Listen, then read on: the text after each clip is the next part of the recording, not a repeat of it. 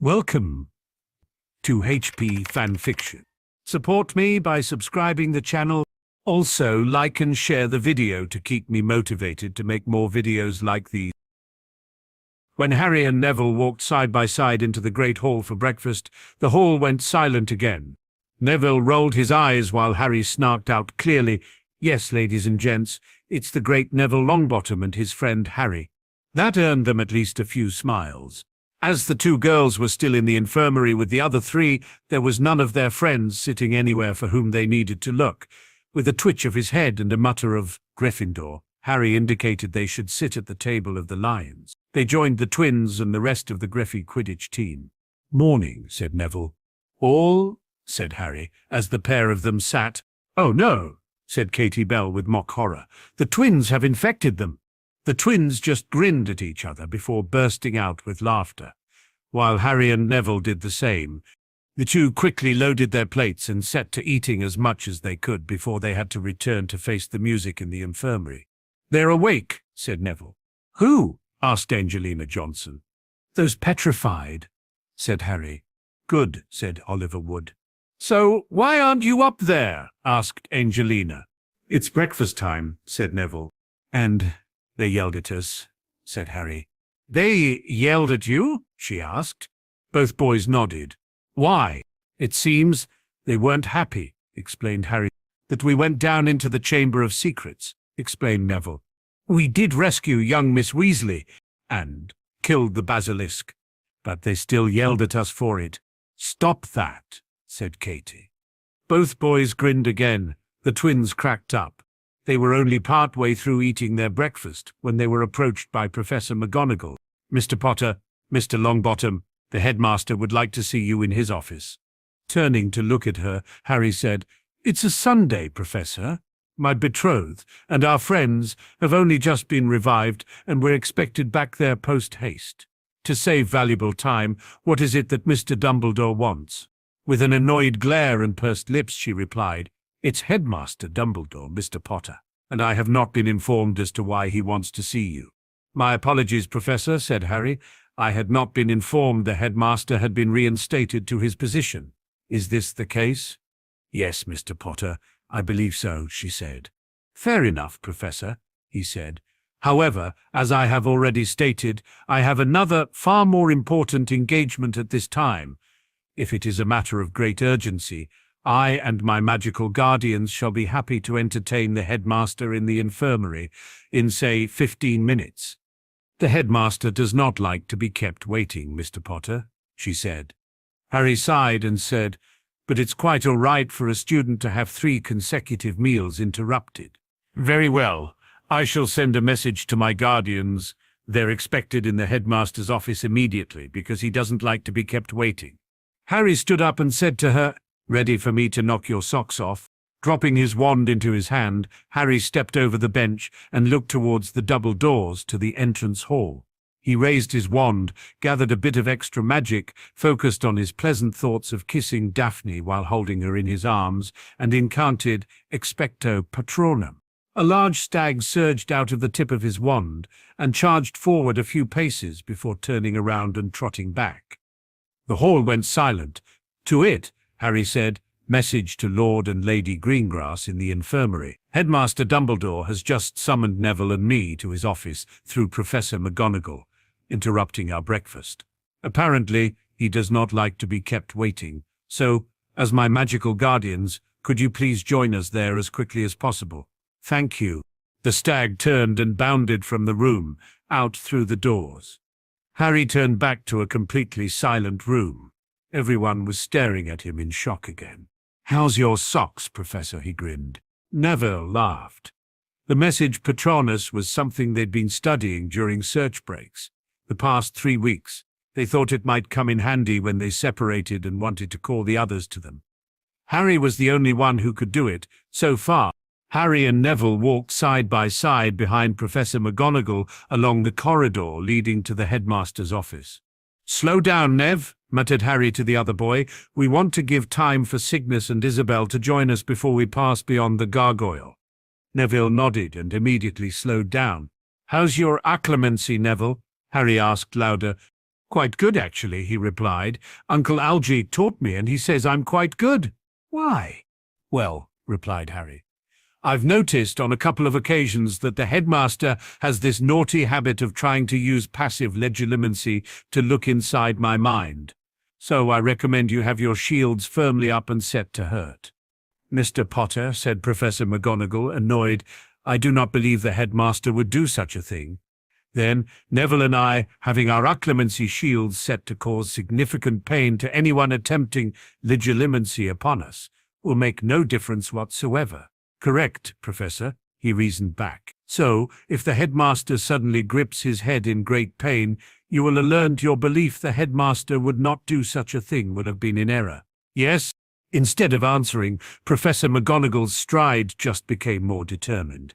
Neville was just about to instinctively increase his own pace, when Harry reached out his arm and held him back their slower pace.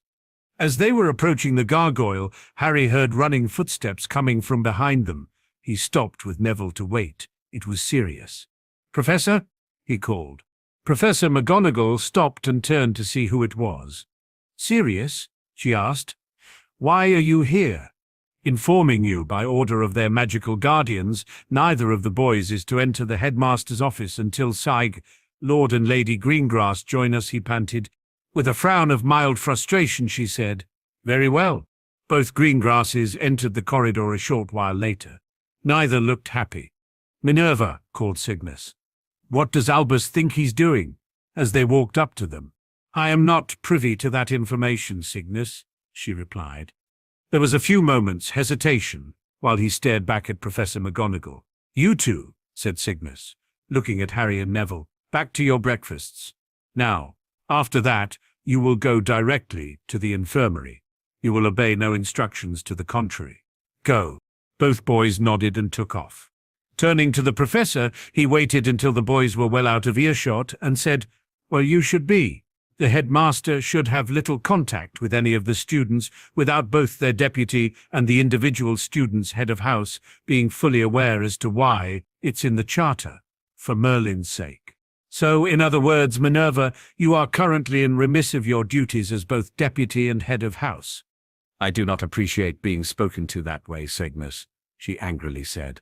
And I do not like being forced into the position where I must do so, he retorted. Now, we will be going to see Albus, to see just why he thought it was necessary, and so urgent, that the boys' breakfast had to be interrupted on the very day their betrothed and friends have been woken from their petrification. He held out his hand in the after-you gesture. Dumbledore was sitting at his desk, carefully mentally reviewing the questions he wanted to ask the two boys, when his alert ward went off just before there was a knock on the door. Enter, he called. Professor McGonagall walked in. Minerva.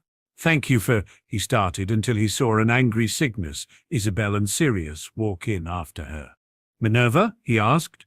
I thought I asked you to summon.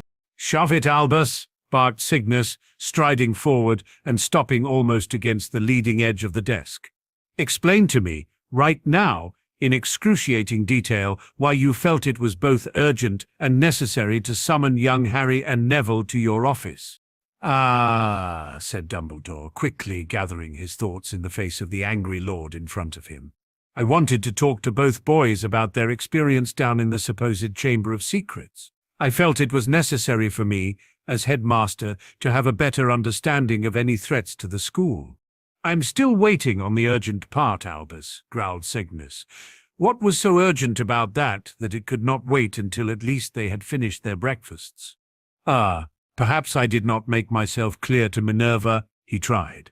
Spinning to stare directly at Professor McGonagall, Cygnus said, Apparently, he is blaming you for the boys' breakfast being interrupted. So, explain to me, Albus, barked the shocked professor. Tell them the truth. You told me immediately, and I'm willing to hand over a pensive memory of the event. Cygnus spun back and said, Well, it appears your deputy is not willing to take the fall for you, Albus. So try again. What was so urgent that it could not wait until they had at least finished their breakfasts? I recall I did say immediately, but I did not believe it would be taken so literally. I meant, of course, immediately after their breakfasts. "You've been involved in politics for almost 50 years, Albus," retorted Cygnus. "You have risen to Chief Warlock and Supreme Mugwump. You have always been very careful with your choice of words. So, I know you do not make little slips like that. In other words, I do not believe you in the slightest." Leaning forward and placing both fists on the leading surface of the desk, Cygnus leaned forward even further. "In the past 2 years you have summoned young Harry to this office on at least half a dozen times. That is triple as many times as the serial troublemaker standing just behind me was in the entire 7 years he was a student here. Himself. I have also reviewed the pensive memories of both Harry and Daphne of each and every time they've been summoned to your office. At no time has there ever been shown a lawful reason for you to summon them." That worried Dumbledore. He did not realize the 2 children would do that. "So, as the magical guardian of both Harry James Potter and Daphne Ophelia Greengrass, I am officially informing you of the following points. 1. At any time you desire to speak to them in future, either myself, Lady Isabel Greengrass, or Lord Sirius Black will be present for the entire time." "Is this completely necessary?" Dumbledore asked, as if speaking to a petulant child. "Clearly, yes," barked Cygnus. 2. You may not seek to speak with them when it will interrupt meals, classes, their etiquette club meetings, visits to Hogwarts, Quidditch games, or other student activities. 3. You must provide at least 3 full days' notice of your desire to speak to them. 4. Any message you have for either of them will be in writing and signed by you, and such notice will not then automatically or otherwise destroy itself. And 5. Should you breach any of the aforementioned 4 points, I shall be withdrawing both from Hogwarts permanently. They can attend Beauxbatons or one of the other educational institutions. Now, have I made myself perfectly clear to you, Albus? Or do I need to go over my points again? "No," replied Dumbledore quietly. "I believe you've made your point very clear." "Good," said Cygnus firmly. "So there will be no further misunderstanding. You will have those points in writing before the end of the day. As to your urgent need to speak with Harry and Neville today," he said a little calmer, "they are currently finishing their interrupted breakfast. After that, I have ordered both of them to attend the infirmary to visit with their just-revived friends. In our presence only, you may speak with them both there. If you do not take me up on this offer, then you show yourself to be a liar about just how urgent this matter actually is to you." Standing back up straight, Cygnus said, "We'll see you in the infirmary in a little while, Albus." He spun about and led the way for Isabel and Sirius back out of the office. As the door closed firmly behind the 3, Professor McGonagall was glaring at Dumbledore. "How dare you try to shift the blame to me, Albus Dumbledore?" Dumbledore mentally winced. His deputy never used his last name in conversation. "You can consider yourself notified. I will never act as your messenger girl ever again," she growled, "and you will find I will be talking to the rest of the staff about just what you tried to do to me here today." She spun of her heel and stormed out. Dumbledore sat there and mentally moaned about the situation. He needed to find out what the spirit of Tom had said to the 2 boys. It was for the greater good that he know. The spirit of Tom might have given information that was necessary for the fight against Voldemort when he returns. Now he could only ask his questions in front of others, and that was unacceptable. Others could not know for the security of the magical realm, lest Tom or his followers find out.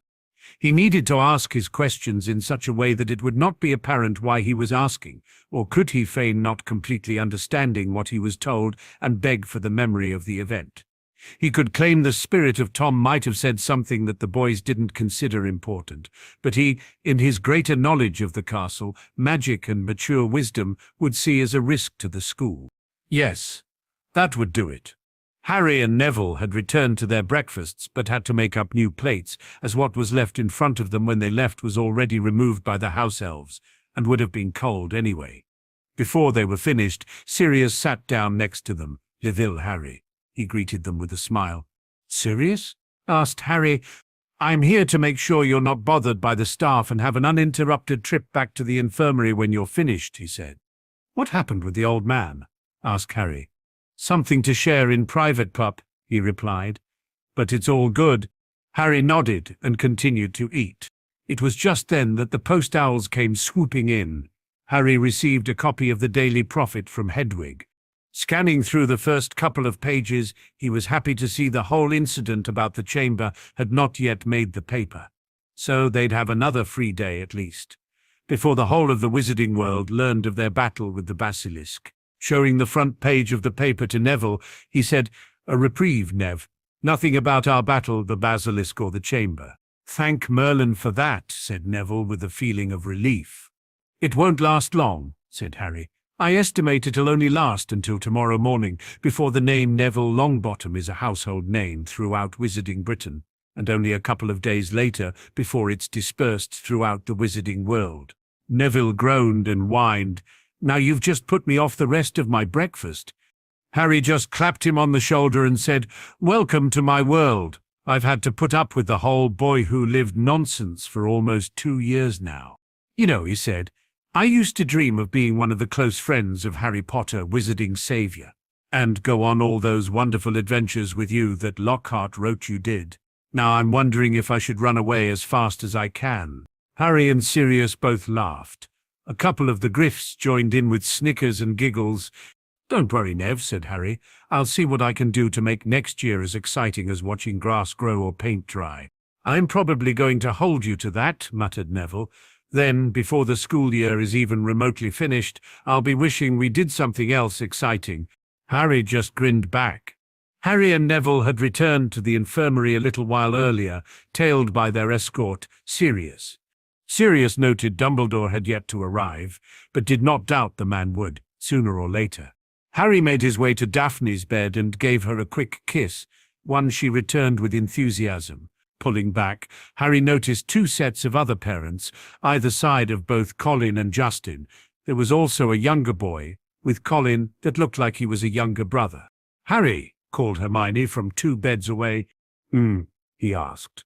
"When did you learn to cast a fully corporeal Patronus?" she asked a little sweetly. "That's what we'd like to know," said Sirius. "Did you know your Patronanus takes the form of your father's animagus form? It near scared the life out of me when it came in and spoke. I thought your father's ghost was paying us a visit."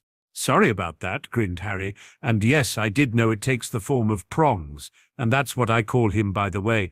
And the 4 of us who weren't taking unintended 3-week-long naps have been trying to cast a Patronus for a better part of the entire last 3 weeks. So far, I'm the only one of us other 4 who's managed it." Turning to the 3 girls, he said, "And yes, I intend to teach it to the 3 of you." "Well, it really surprised my parents when they saw it," she said. "They thought it was a ghost, too, but how did you get it to speak?" "In that form it's called a messenger Patronus," said Harry. "It's very useful to send short messages to people you want to receive it in a very short amount of time. However, it can only be used as a messenger when there aren't any specific threats around. If there are, then it will immediately attack the threat." "Could you show me again, please?" she begged.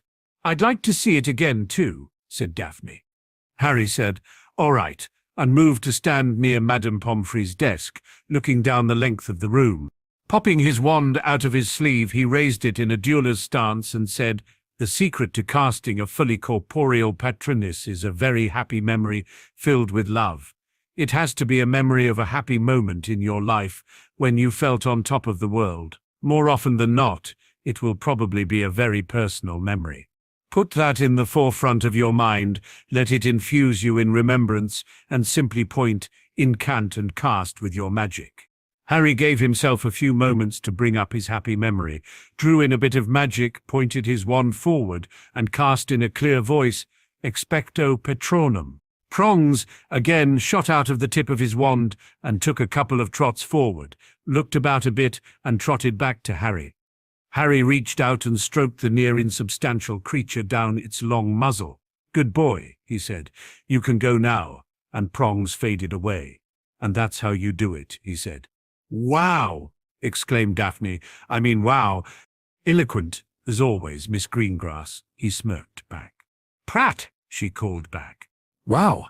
Harry, exclaimed Colin. "Can you teach me to do that?" "Can you teach all of us?" asked Cygnus.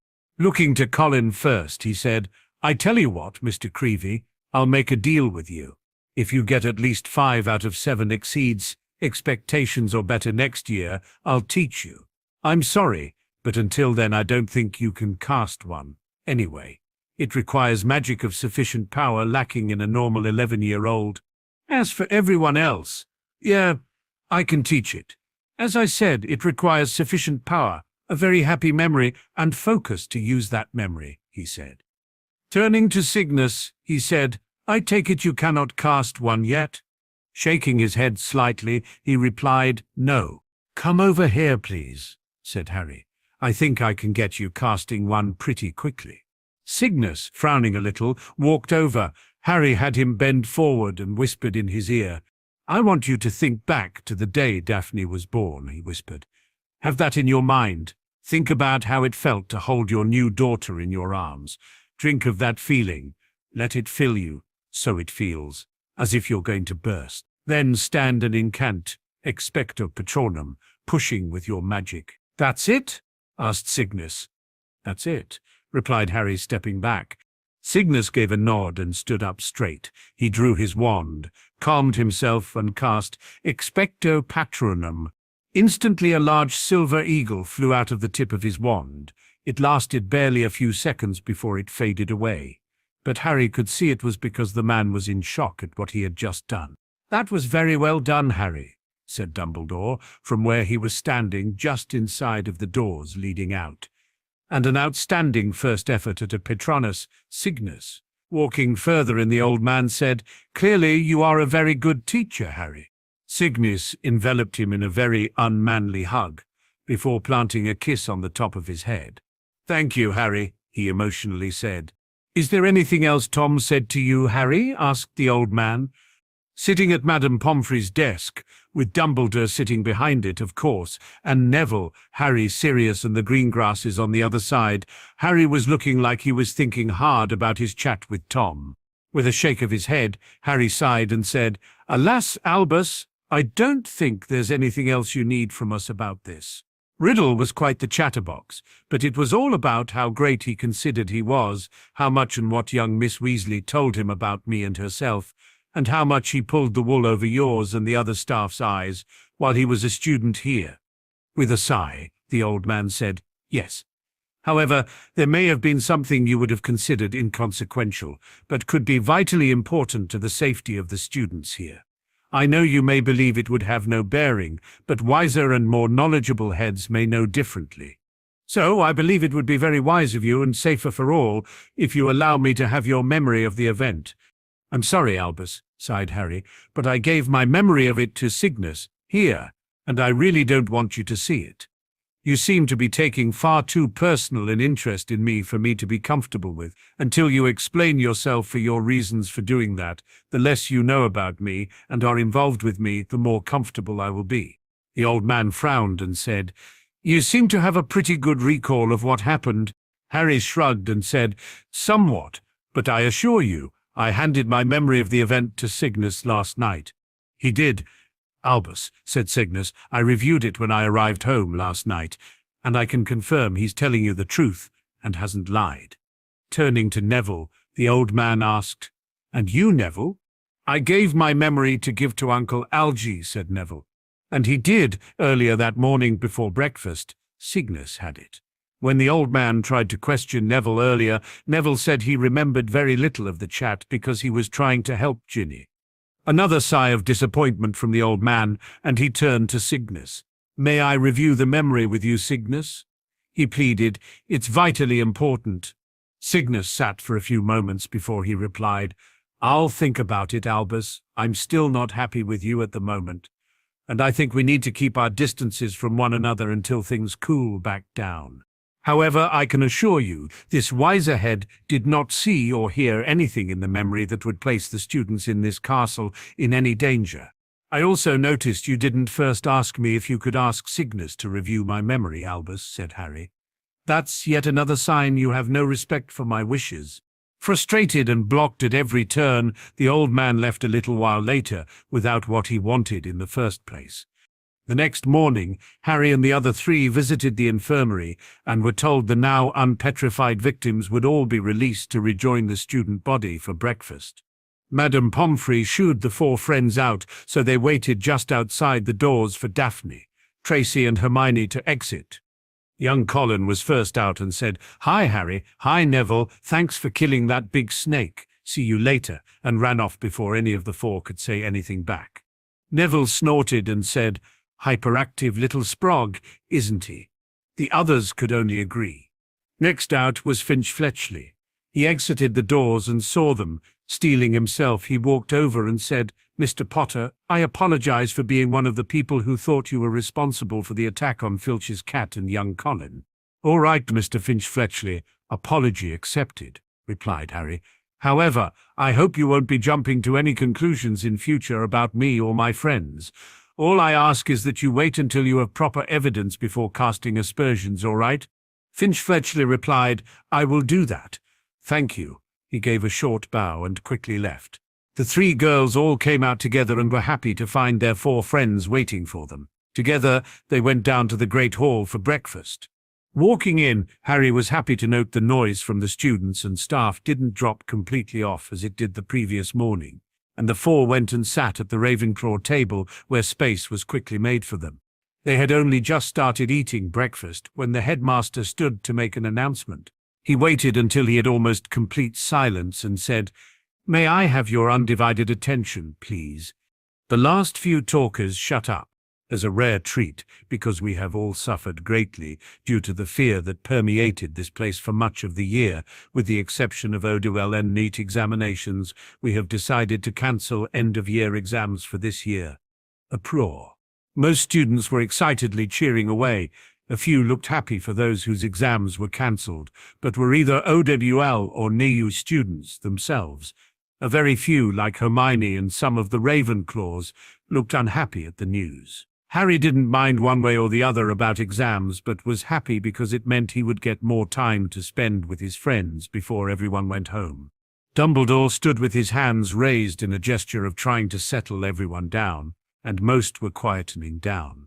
"Now, as for—" he started before the doors banged open. Lord Lucius Malfoy stood there, fury in his face, and cowering behind his legs, heavily wrapped in bandages, was Dobby. "Good morning, Lucius," said Dumbledore pleasantly. Lord Malfoy swept into the room and up between the tables to stand between the student tables and the head table. Dobby went scurrying in after him, crouching at the hem of his cloak, a look of abject terror on his face. The elf was carrying a stained rag with which he was attempting to finish cleaning Malfoy's shoes. Apparently Malfoy Sr. had set out in a great hurry, for not only were his shoes half polished, but his usually sleek hair was dishevelled. Ignoring the elf bobbing apologetically around his ankles, he fixed his cold eyes upon Dumbledore. "So," he said, "you've come back? The governors suspended you, but you still saw fit to return to Hogwarts." "Well, you see, Lucius," said Dumbledore, smiling serenely. "Many of the governors contacted me very late in the evening 2 days ago. It was something like being caught in a hailstorm of owls, to tell the truth. They'd heard that Arthur Weasley's daughter had been killed and wanted me back here at once. They seemed to think I was the best man for the job, after all. Very strange tales they told me, too. Several of them seemed to think you had threatened to curse their families if they didn't agree to suspend me in the first place." Malfoy paled, but his eyes were still slits of fury. "So, have you stopped the attacks yet?" he sneered. "Have you caught the culprit?" "We have," said Dumbledore with a smile. "Well," said Malfoy sharply, "who is it?" "The same person as last time, Lucius," said Dumbledore. "But this time Lord Voldemort was acting through somebody else, someone he had in thrall." "I see," said Malfoy slowly. "A clever plan," said Dumbledore in a level voice, still staring Malfoy in the eye, because, if Harry here, and gestured to Harry where he sat. Malfoy spun and shot Harry a swift, sharp look. "And his friend Neville hadn't discovered what happened," the old man continued. "Why, Ginny Weasley might have taken all the blame. No one would ever have been able to prove she hadn't acted of her own free will." Malfoy said nothing. His face was suddenly mask-like. "And imagine," Dumbledore went on, "what might have happened then. The Weasleys are one of our most prominent pure-blood families. Imagine the effect on Arthur Weasley and his Muggle Protection Act. if his own daughter was discovered attacking and killing Muggle-borns. However, that plan would have failed because the last students to be petrified were in fact all very important heirs of some of our most important pureblood families. Harry had a sudden idea. Surreptitiously, he lifted his foot under the table, removed shoe and sock, and put his shoe back on. He pulled the diary from his left pants pocket, where he'd had it, expecting Dumbledore to want it, folded the sock, and placed it carefully just inside the back cover of the book. He stood and quietly moved to stand about 5 feet behind the older Malfoy. "You already know how Miss Weasley got hold of the diary, don't you, Lord Malfoy?" said Harry. Lucius Malfoy rounded on him. "How should I know how the stupid little girl got hold of it?" he said.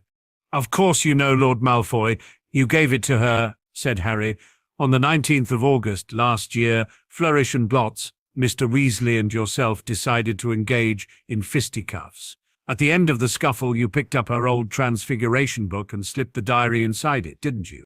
He saw Malfoy's white hands clench and unclench. "Prove it," he hissed. "Oh, no one will be able to do that," said Dumbledore, smiling at Harry. "Not now that Riddle has vanished from the book.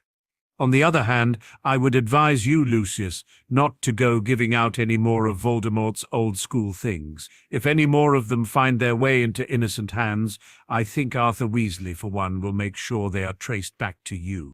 "But we're not needing to prove it in a court of law, Headmaster," said Harry. "We only need to prove it in the court of public opinion. And I, for one, will be more than willing to show the memory of the events in Flourish and Blots that day. And the memory of the events in the chamber, where when I destroyed the diary, it also destroyed the resurrection of Tom Riddle, also known as Voldemort. The public won't have a problem putting it together." Lucius Malfoy stood for a moment, and Harry distinctly saw his right hand twitch as though he was longing to reach for his wand. "I return to you, sir, your property," said Harry, as he calmly lobbed the book at Malfoy's chest.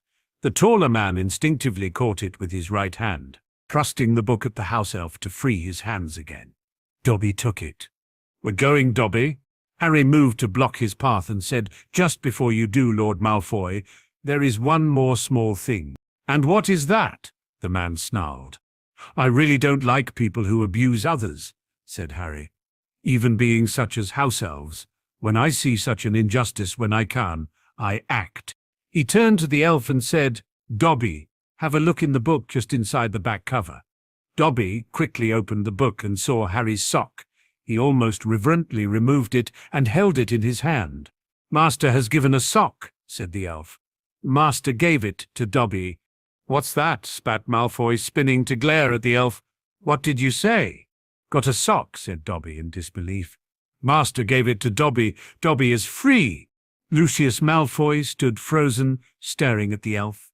Rounding back on Harry, he snarled, "You've lost me, my servant boy." Then he lunged at Harry. Harry quickly sidestepped and shot a fist straight into the taller man's solar plexus. Dobby shouted, "You shall not harm Harry Potter." There was a loud bang, and Malfoy was sent flying down the hall before crashing onto the floor. He got up, his face livid, and pulled out his wand, but Dobby raised a long, threatening finger. "You shall go now," he said fiercely, pointing at Malfoy. "Really, Lord Malfoy," sneered Harry, "you would pull a wand on an unarmed boy in front of all these hundreds of people." "You shall not touch Harry Potter," said Dobby. "You shall go now." Lucius Malfoy had no choice. With a last, incensed stare at the pair of them, he swung his cloak around him and hurried out the doors. The hall had been quiet, watching the whole byplay play out before them. With Malfoy Senior gone, they all chatted excitedly among themselves. Draco Malfoy quickly rose and hurried out the door after his father. "Harry Potter freed Dobby," said the elf shrilly. "Harry Potter set Dobby free." "The least I could do, Dobby," said Harry, grinning. "But I know how poorly this will reflect on you. I know this will harm you. However, I promise I'll have an answer for you and get you a family that will treat you with kindness and respect. Just wait for me to call you, all right?" The elf's ugly brown face split suddenly into a wide, toothy smile. He threw his arms around Harry's middle and hugged him. "Harry Potter is greater by far than Dobby knew," he sobbed. And with a final crack, Dobby disappeared. Like everyone else in the castle who did not need to stay for exams, the seven were thinking of all heading home early, even Hermione. So, with permission of their heads of houses, the seven flew home with promises of getting in contact with each other as soon as they were settled. Hermione, because her parents were at work and weren't expecting her home for another 2.5 weeks, followed Daphne and Harry through to Greengrass Estate. She flew home to the newly christened Dagworth Granger Manor when she expected her parents to be arriving home from work.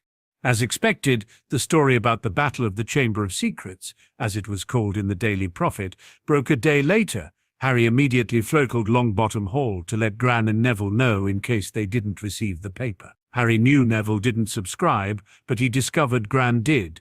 The adults then said the two kids would not be allowed to go out in public without at least one adult escort. In support of their friends, the other 5 said they'd try and visit as often as possible.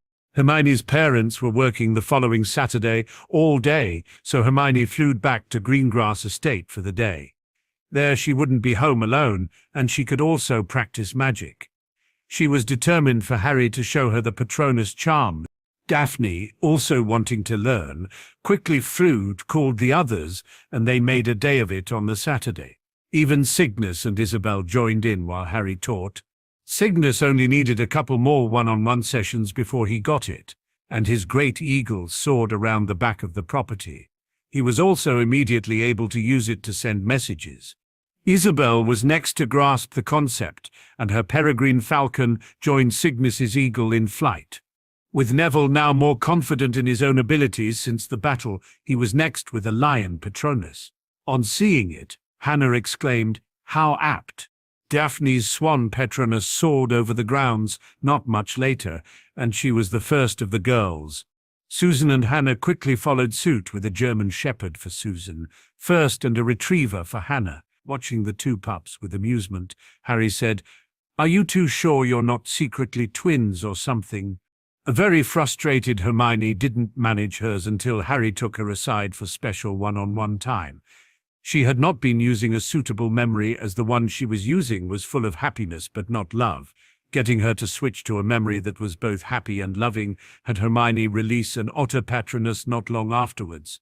When he asked if she wouldn't mind telling him what her memory was, she blushed and said, "It's the feeling of love I get when my father hugs me, especially when I've done something that makes him really happy." "A Patronus always reflects the inner you," said Harry to the wider group. "You can tell a lot about a person by the form their Patronus takes. For example, mine is a stag. My father was a stag animagus, and according to Sirius, it looks pretty much exactly like him. Deer are family, herd-oriented. Stags are the alpha personalities within the herd. They're prideful, but also defenders of the weak. Susan's Alsatian is the chief breed of police and military dogs in the Muggle world. They're extremely loyal, very intelligent, and very obedient to a command influence. They're also trained as guard dogs, protectors. Of course, in the wild, they're predators who hunt in organized packs and who work together to bring down prey." The next day, Susan brought Aunt Amelia back with her. "Auntie wants you to teach her the Patronus charm, Harry," she happily exclaimed. "Mr. Potter, Harry, I find myself astounded my niece, who is not yet 13 years old, has learned cast a Patronus, when I and many of my auras are unable to do the same. How in Merlin's name did you manage it?" The older witch asked. "I figured out the secret to it," replied Harry. "Once I had that, it wasn't hard to get the rest. I need you to teach me, right now," she eagerly said. Thinking a bit, Harry said, "All right, I can do that, but it's going to take you to trust me to tell me some quite personal things. Do you think you can do that?" "I will if I must," she firmly replied. "Until now, the best I've managed is a shield." So Harry took her aside out on the back patio and started talking about how he'd figured out it was more about love than happiness that powered the charm. Together they talked about some of her happiest and love-filled memories. Eventually they settled on the memory of her wedding day, when her father first saw her in her wedding gown and told her how beautiful she looked while he had tears in his eyes. Having her hold the memory in her mind, he had her draw on her magic, incant and cast. Immediately a large snow leopard leapt from her wand. The older witch had tears in her eyes as she stood there, frozen, with her wand arm extended. After a good 10 seconds, she released the charm and allowed the leopard to fade away. Knowing how much it can take out of you, emotionally Isabel led her back into the house and had the house elves serve her tea. They then talked between them about their experience with their own patronesses. Later, she performed the charm twice more, with the last being a message she sent to her office. "Sometime over your break, Harry," she said to him, just before she left, "I'm going to want to see you in my office. I want you to do with those on my staff who are unable to cast the Patronus charm what you've just done for me. I believe you'll have them performing corporeal Patronuses as quickly as you've done for me today." "All right," he said, "but you know there's going to be those who won't like being taught by a child, not yet even a teenager, right?" "They'll obey orders," she replied, "and they'll be there." "I don't doubt that," he said. "However, they're going to need to trust me and trust that I can teach them." "I don't expect you to work miracles, Harry," she gently replied with a smile. "There will be those who won't or can't learn the charm. However, even if you manage to teach only one, that's one more than I have right now who'll be able to cast it when you're done." The following Sunday, prearranged, the Greengrasses flew to the Granger's house. Both households gathered in the lounge room and enjoyed morning tea together. At the right moment, Harry cleared his throat and said, "Wendell, Monica, Hermione, as Cygnus has told you, this home you have here," and gestured around, "is now considered a wizarding home rather than a muggle home. That means you are allowed to have more of the magical world within your home. However, you still receive muggle visitors, and that means you are still limited to what you can have out in the open, as the statute of secrecy still applies. For example, you cannot have wizarding photographs displayed on your mantelpiece or wizarding portraits hanging on your walls, but there is something you can have that will also help you in ensuring you don't break the statute. And it's something you should have, as Hermione is now the head of a noble and ancient house, and this is the house manor. If you accept the gift I'm about to give you, you help me keep a promise, you save a life, you will have a very magical and special protector, and it'll make your lives incredibly easier. It is also expected for houses of our stature within Wizarding Society to have at least one." Wendell sighed and pinched the bridge of his nose. "Is this a magical dog or something you're trying to foist off on us?" he asked. Harry grinned and said, "No. May I call for your gift?" "We'll see it first," he said, "before we accept." "Ha!" said Cygnus. "Spoken like a Slytherin." "Uncle Cygnus," scolded Hermione, "I assure you Daddy would be a Gryffindor. Honestly, of course, I understand you'd want to know what my gift was first. We ready?" asked Harry, getting things back on track. "Go on then," gestured Wendell. Harry turned slightly in his chair and called, "Dobby!" and the little elf appeared with a slight pop. Since the last time she'd seen the little being, Hermione could see he looked far healthier, was much happier and lively, and was eager to please, but still looked quite reduced in size.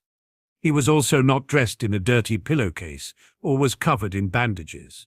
Instead, he was dressed in a black blazer with the Dagworth Granger crest on the pocket, a white shirt underneath, grey slacks, and wide black shoes with mismatched socks. "Wendell, Monica, this is Dobby," introduced Harry. "Dobby is a house elf. I recently managed to trick his very abusive ex-master into freeing him. However, a house elf's long life and magic is a product of a symbiotic relationship with witches and wizards. Now that Dobby is free, he is in the initial stages of a long, slow, and painful death. And, as he was freed by a master, he is looked down upon by his own kind, so he will receive no help there. Dobby needs to bond very soon with another wizarding family in order to live. House elves are self-sufficient in taking care of their own needs. On top of that, and in return for the bond and sharing of magic that results, in return, well, Dobby, why don't you tell the Grangers what you are happy to do for them? Dobby loves to cook, clean, wash, polish, iron, tidy up, make the beds, wash the dishes, help raise the little ones, make snacks, take care of the gardens and lawns, and repair broken things. the little elf rapidly and excitedly said. Dobby will keep master and mistress's secrets, take care of shopping and banking, carry messages, and protect master and mistresses with elf magic. Dobby is in need of a home, a wizarding home, said Harry. If you accept his service, he will be the head elf for Dagworth Granger House. The fact he will be the only elf currently of Dagworth Granger is irrelevant. The title of head elf of a noble and ancient house will restore his standing among his own kind. You have met some of the house elves for Greengrass House, and Potter House has 4 here, 2 in France and 2 in Australia. This is normal. With a sigh, Wendell asked, How much do we pay him? Dobby. Not be paid, the elf sternly said. Dobby is a good elf. Dobby received magic from Dagworth Granger House, and that being enough. Is a slave? Asked Monica, alarmed. Definitely not, said Harry. His previous master treated him like one, which is why I tricked the so-and-so into freeing him. As I explained earlier, it's a symbiotic relationship between wizard and elf. Both believe they get the better deal out of the relationship. The physical relationship you have with him will be entirely up to you. The green grasses and I treat our elves with respect and as valued members of our households. I read up on them, Daddy, when I found out about them, said Hermione. It would be a kindness to him, and we benefit from it. What if someone sees him? Asked Monica. Dobby not be seen when master and mistresses have muggle guests, said Dobby. The great and kind Harry Potter made sure Dobby knows this. With another sigh, Wendell threw his hands in the air and said, Why the hell not? It's fine by me. Monica nodded in acceptance. Hermione, as the only one with magic, it falls to you to form the bond, said Harry, who then reached into a pocket and withdrew a small sheet of parchment. You place your right hand on his forehead and recite this. He will then recite his own oath back to you. Magic then forms the bond. All right, Harry, she said. With a squeal of glee, Dobby moved to stand in front of Hermione as if he'd teleported there. He was almost vibrating up and down in happiness. Hermione accepted the parchment off Harry and read through it. She then reached out and placed her right hand on Dobby's head as he bowed it forward into her hand. She read, I, Hermione Jane Granger, head of the noble and ancient house of Dagworth Granger, accept Dobby in service as head elf for my house. My magic is your magic. Your magic is my magic. To Dobby intoned back, I, Dobby, accept service with the noble and ancient house of Dagworth Granger. Your magic is my magic. My magic is your magic. A golden aura surrounded both Hermione and Dobby for a few moments before it faded away. Her parents looked amazed by what they saw, as they too saw the glow. When she removed her hand from Dobby's head, the little elf physically looked stronger. Yahoo! The little elf said with a little fist pump and jump in the air, before he dived forward and hugged Hermione around her legs. Thank you, mistress, he exclaimed, before he went and took Monica's right hand, holding it in both his own, and touched it to his forehead with fingers palm out. He moved on to Wendell and did the same. What was that? Asked Wendell.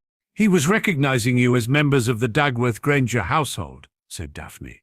Harry's elves did the same to me when he introduced me as his betrothed.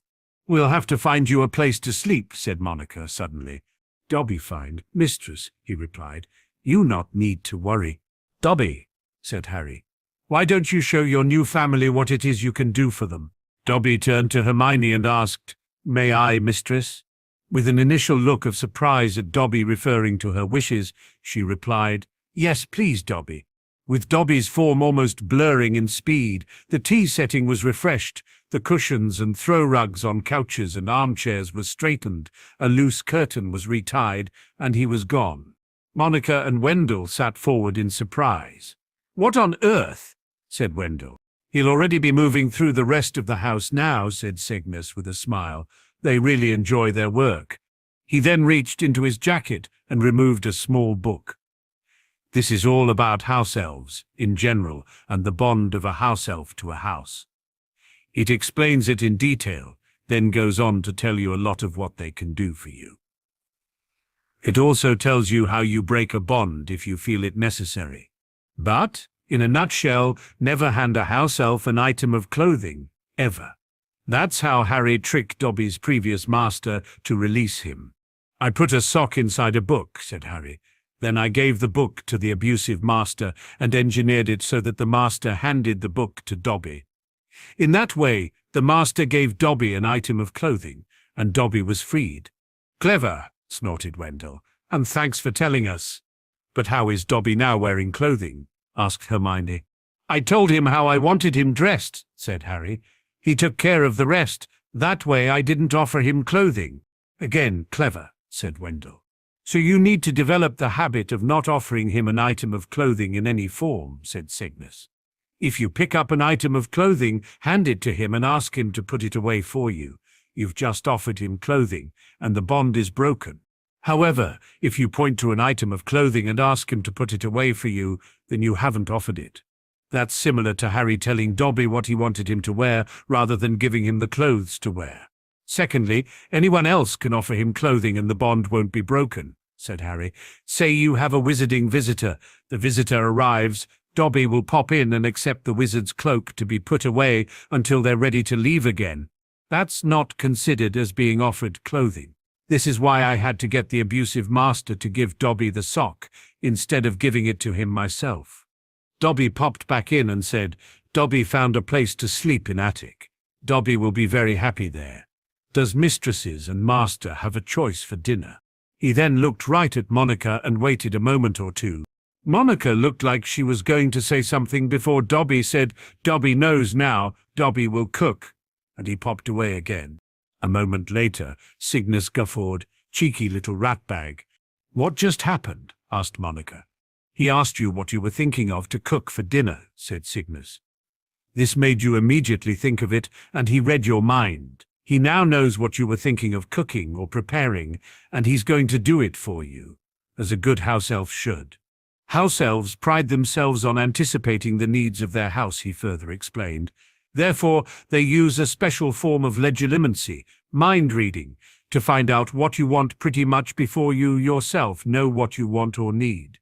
In this way, they can do what they need to do without having to keep coming to you and asking.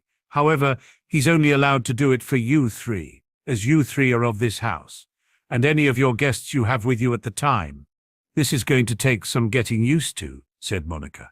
"Your biggest problem is going to be boredom," said Isabel, "because Dobby will now be taking care of all the chores. The time you dedicated to doing those things yourself will now be done by him in moments, silently and efficiently. I suggest taking on a hobby." She smiled. A couple of weeks later, Harry flew directly to the office of Amelia Bones within the DMLE. He was joined by Daphne, and met Aunt Amelia and Susan there. Aunt Amelia took them down to the MLE training facility, where there were a number of auras waiting for them. "Listen up," she called as soon as she walked in. The room fell silent. "Hey, I can do that to the entire Great Hall at Hogwarts, and I don't even have to say anything," snarked Harry. "Harry," growled Daphne while Susan smiled at him. Aunt Amelia just turned to him and rolled her eyes. Turning back to the auras, she said, "You're all here because you are all having difficulty mastering the Patronus charm. You're here to learn how to cast it quickly and efficiently." The auras, older adults all, looked back with puzzlement or consternation. Turning to Harry, Aunt Amelia said, "The floor is yours, Mr. Potter." "Madam Bones," said one of the older auras. "Surely you don't mean for a child to try to teach us such an advanced charm." "Aura Dawlish," she barked back. Harry held his hand up to stop her and said, "Madam Bones, I believe the floor is mine." She hesitated a moment before she reluctantly nodded. Harry turned back to the Aurora and said, "Aurora Dawlish, right?" The man just gave a curt nod. "Since you seem to be an expert on who can and cannot cast the Patronus charm," said Harry, "then perhaps you'd be kind enough to show us yours." The man just glared back. Said Harry after a few moments. "Then it appears you don't know who can and cannot cast a Patronus, after all, but I guess you need proof." "Observe, please," he said. Popping his wand out, he gathered both his magic and his memory and cast. Prongs emerged and stood in the center of the room looking at all the auras for a few moments. That had them either gasping in shock or simply turning to their comrades and whispering among themselves. When Prongs turned to look at Harry, Harry said, "Thank you, Prongs. You may go," and the Patronus faded away. He said, However, maybe you're standing there thinking, well, of course he can cast a Patronus. After all, he's the boy who lived. So let's dispel that load of flobberworm dung too, shall we? Turning to Susan and Daphne, he asked, "Ladies, would you like to show them yours?" Susan coyly said, "Now, Harry, that's not a nice thing to ask a lady, you naughty boy." Most of the Aurors just burst out laughing, while a quite shocked Amelia exclaimed, "Susan!" Harry blushed to the tip of his toes. A clearly unchagrined Susan impudently grinned back, while Daphne just softly smiled. Then both closed their eyes for a moment and cast. Susan's Alsatian leapt forth at almost the same time as Daphne's swan. The Alsatian stood in the room looking around, while the swan gracefully circled overhead, that had all the Aurors chatting animatedly among themselves. Both girls held them for a while before letting them go. After a few moments, Harry got his embarrassment under control and said, "Now I taught both these young ladies to cast their clearly fully corporeal patronesses. Madam Bones has asked me, in that soft-spoken, kindly manner she has, to come and teach you." That earned him a few chuckles from the Aurors and a glare from Aunt Amelia. So, Aura Dawlish, instead of worrying about being taught by a 12-year-old, you should perhaps worry about whether or not you have the ability to learn from a 12-year-old, smirked Harry. Holding the smile on the unfortunate Aurora for only a moment, he turned back to the wider audience, clapped his hands down low together once, and said, "Let's get started, shall we?" "Up against the back wall, please," he said. "Let's try and form ranks as we do so." A bit of shuffling and the Aurors formed reasonably straight ranks. "Excellent," said Harry. "Hands up, those of you who are fathers." About half a dozen raised their hands. "Thank you for volunteering," said Harry. "Please come to the front row." There were a few good-natured jibes and chuckles from the others, but the 6 men stepped forward and spread across the width of the room. "All of you can listen to this, because I'm not fond of repeating myself, something I'm sure you've all heard said to you before. More sniggers and chuckles. I know you've all been taught how to cast this charm, yet it doesn't work for you. That's because, I dare say, the one who originally designed this charm was probably a man, and you ladies will all know just how hard it is to get a man to talk about love. More muttering, especially from the ladies. You've all been told this charm requires a happy thought to power it. However, that happy thought also needs to include love. That's the real emotion needed for this charm to work. The more love involved in the happy memory, the stronger the power behind the charm. So, you 6, wands out, and if you feel you need to, eyes closed, he firmly said before changing his choice to a softer one with a slower cadence. I want you to remember back to the day your first child was born. I want you to remember what it was like, that moment when you first held your infant child in your arms. Do not deny it, you felt fear. Oh, sweet Merlin, I've got an infant. I don't know how to be a father. What the hell am I supposed to do? You felt excitement. Woohoo! I'm a father. You felt pride. Yeah, see what we did. Are we just the best or what? But beneath it all, when those initial emotions are swept away, this was your child you were holding. It's laying there in your arms. You are responsible for this new life, and in your head, you're probably making a personal vow to keep this precious one safe. Why? Because as soon as you laid eyes on it, you fell in love. Grab that emotion now. Hold tight to that love you felt then and are feeling now. Let it infuse your very being, said Harry softly as he walked to the first person in the line. And when it infuses you, cast, expecto patronum.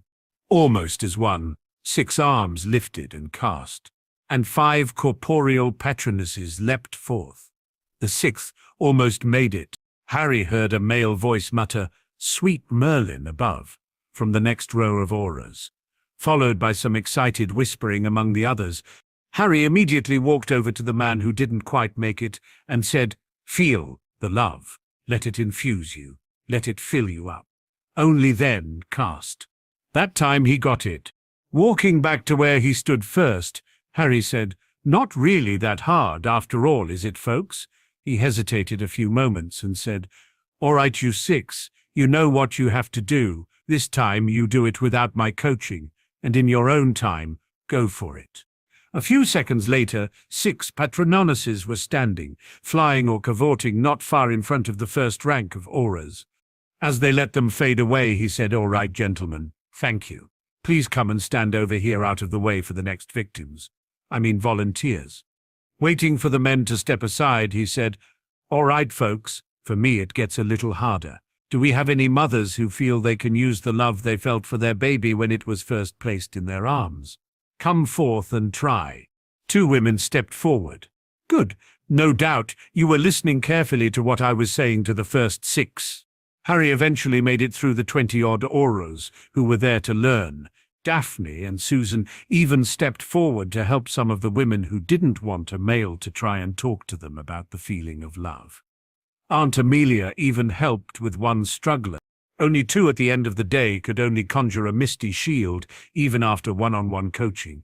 However, it was better than they'd had in the past. He was not surprised one of those auroras was Aurora Dawlish, the snarky one. He even spent the time to teach them how to use the Patronus as a messenger, because, as he argued to Madame Bones, it could come in handy to call in reinforcements or direct a battle with diverse forces. Except for the 2 who could only cast shields, he split the group in 2 and had them send messages to one another. One young wag even sent a snarky messenger Patronus to an instructor who said they'd never be able to cast a Patronus. That led to laughter from the group, but earned her an eye roll and mild rebuke from Aunt Amelia. With that many Patronuses running, jumping, slithering or flying throughout the room, no one could hold any emotion but happiness.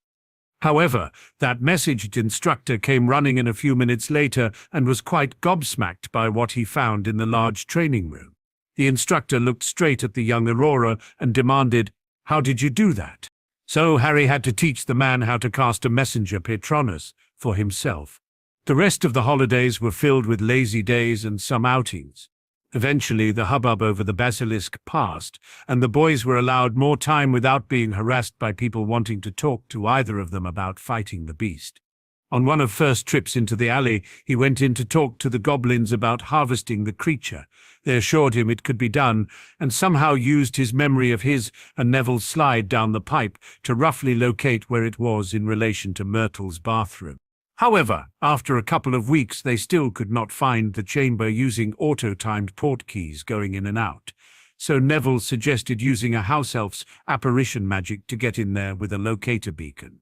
P.T. volunteered and was able to use his link to Harry to pop through to the pipe beyond the sink, and then pop through to the other side of the stone door with the snakes. He took with him a portkey locator beacon and set it on the floor in the middle of the chamber, not far from the basilisk carcass. Once he'd activated it, he popped back directly to Harry. The goblins then used the locator beacon to get in there and harvest the carcass. Harry also asked them to leave the bones of the beast whole and wire them together, similar to how dinosaur bones were done in museums and the like. They did that for him and shrunk the skeleton right down. Harry had plans to see the skeleton suspended from the ceiling in the trophy room of the castle, and Neville agreed. Once everything was done, he and Neville equally divided the gold between themselves. Neville planned on using some of his to build and stock a brand new greenhouse at Longbottom Hall. Harry had no plans for his own gold at that point, so just left it in his vault. Another activity he engaged in with Neville was to write up an article for the Quibbler. After the 2 of them wrote down what happened, but leaving out anything of a sensitive nature, Harry sent a message to Luna to contact them when she and her father were back home. He'd learned from a letter he'd received from Ginny that Luna and her father had gone overseas hunting strange and mythical magical creatures. And, speaking of Ginny, the young girl was keeping her promise and writing to him every so often, letting him know how she was getting on with her treatment with the mind healer. Harry was happy for her she was doing that, but upset to learn she really did have holdover mental problems from her time while in thrall. At least it was being dealt with. However, it seemed Mr. Weasley the Senior had won a prize pool through the daily profit of 500 Urat, and had taken Ginny, along with Molly, Ronald and the twins on holiday to Egypt, where they would meet up with their eldest son and Ginny's favorite brother, Bill. But thankfully, Ginny continued to write to both him and her nice lady mind healer while she was overseas. Harry had the annoying problem over summer that his voice was breaking. He knew it would happen sooner or later, but it was still a nuisance. He had to take to whispering his incantations to get them to work when he was practicing. Daphne thought it was cute, and Astoria kept asking him to talk to her. Every time his voice cracked or worse warbled, she'd crack up laughing. The case against Gilderoy Lockhart, whose real name turned out to actually be Roy Schlock, finally reached the courtroom stage, and Harry was a pivotal witness. He spoke both about the reality behind the books and about his time as a student under the man's so-called tutelage.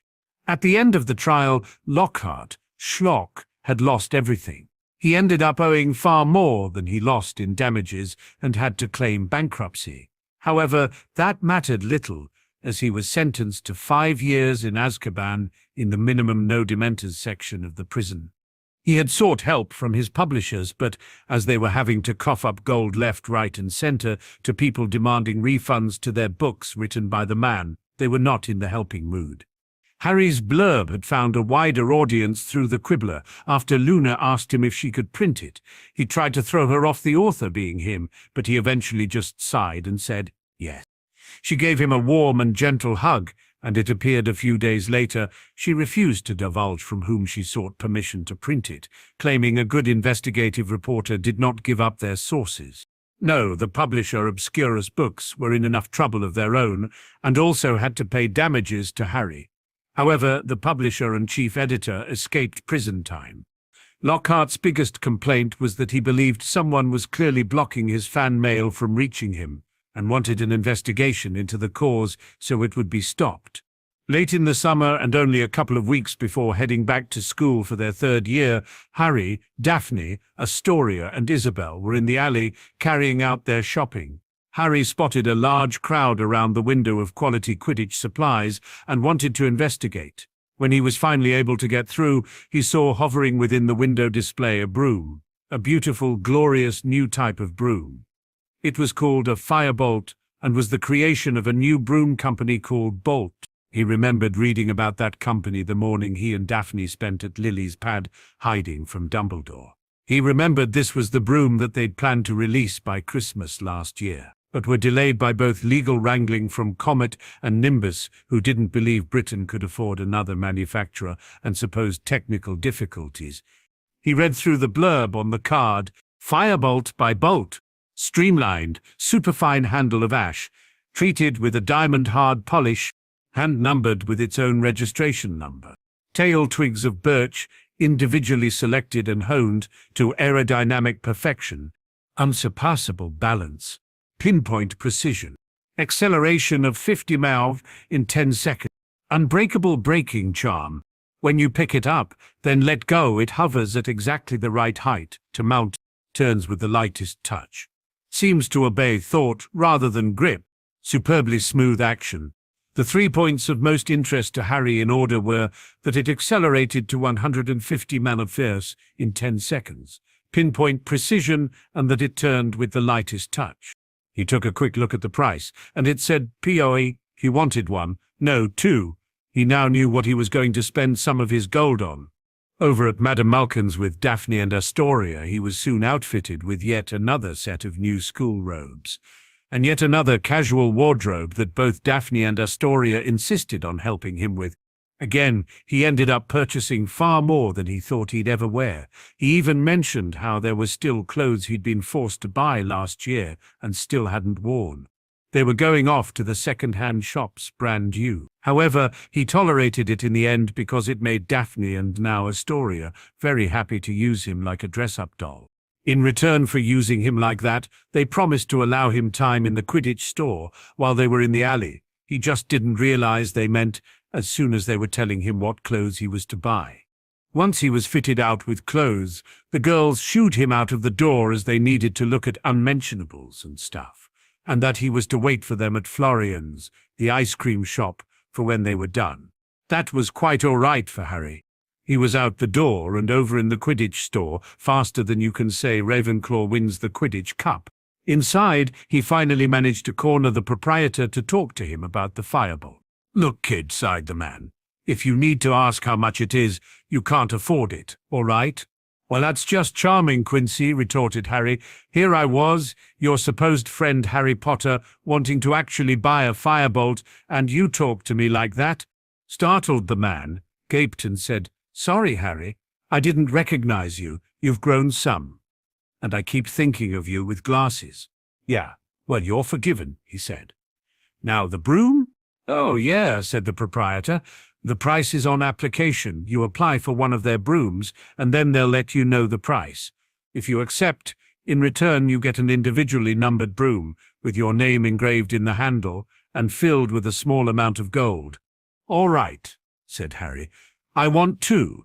For this, I don't mind if you use my name to see me put at the top of the queue for them. If I can, I'd like broom number 7.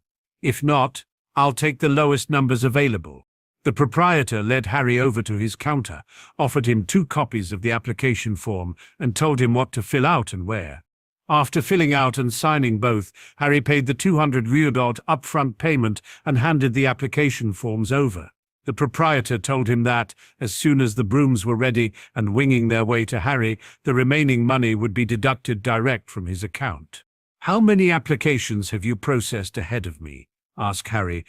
2, said the proprietor. So I like your chances of getting broom number 7.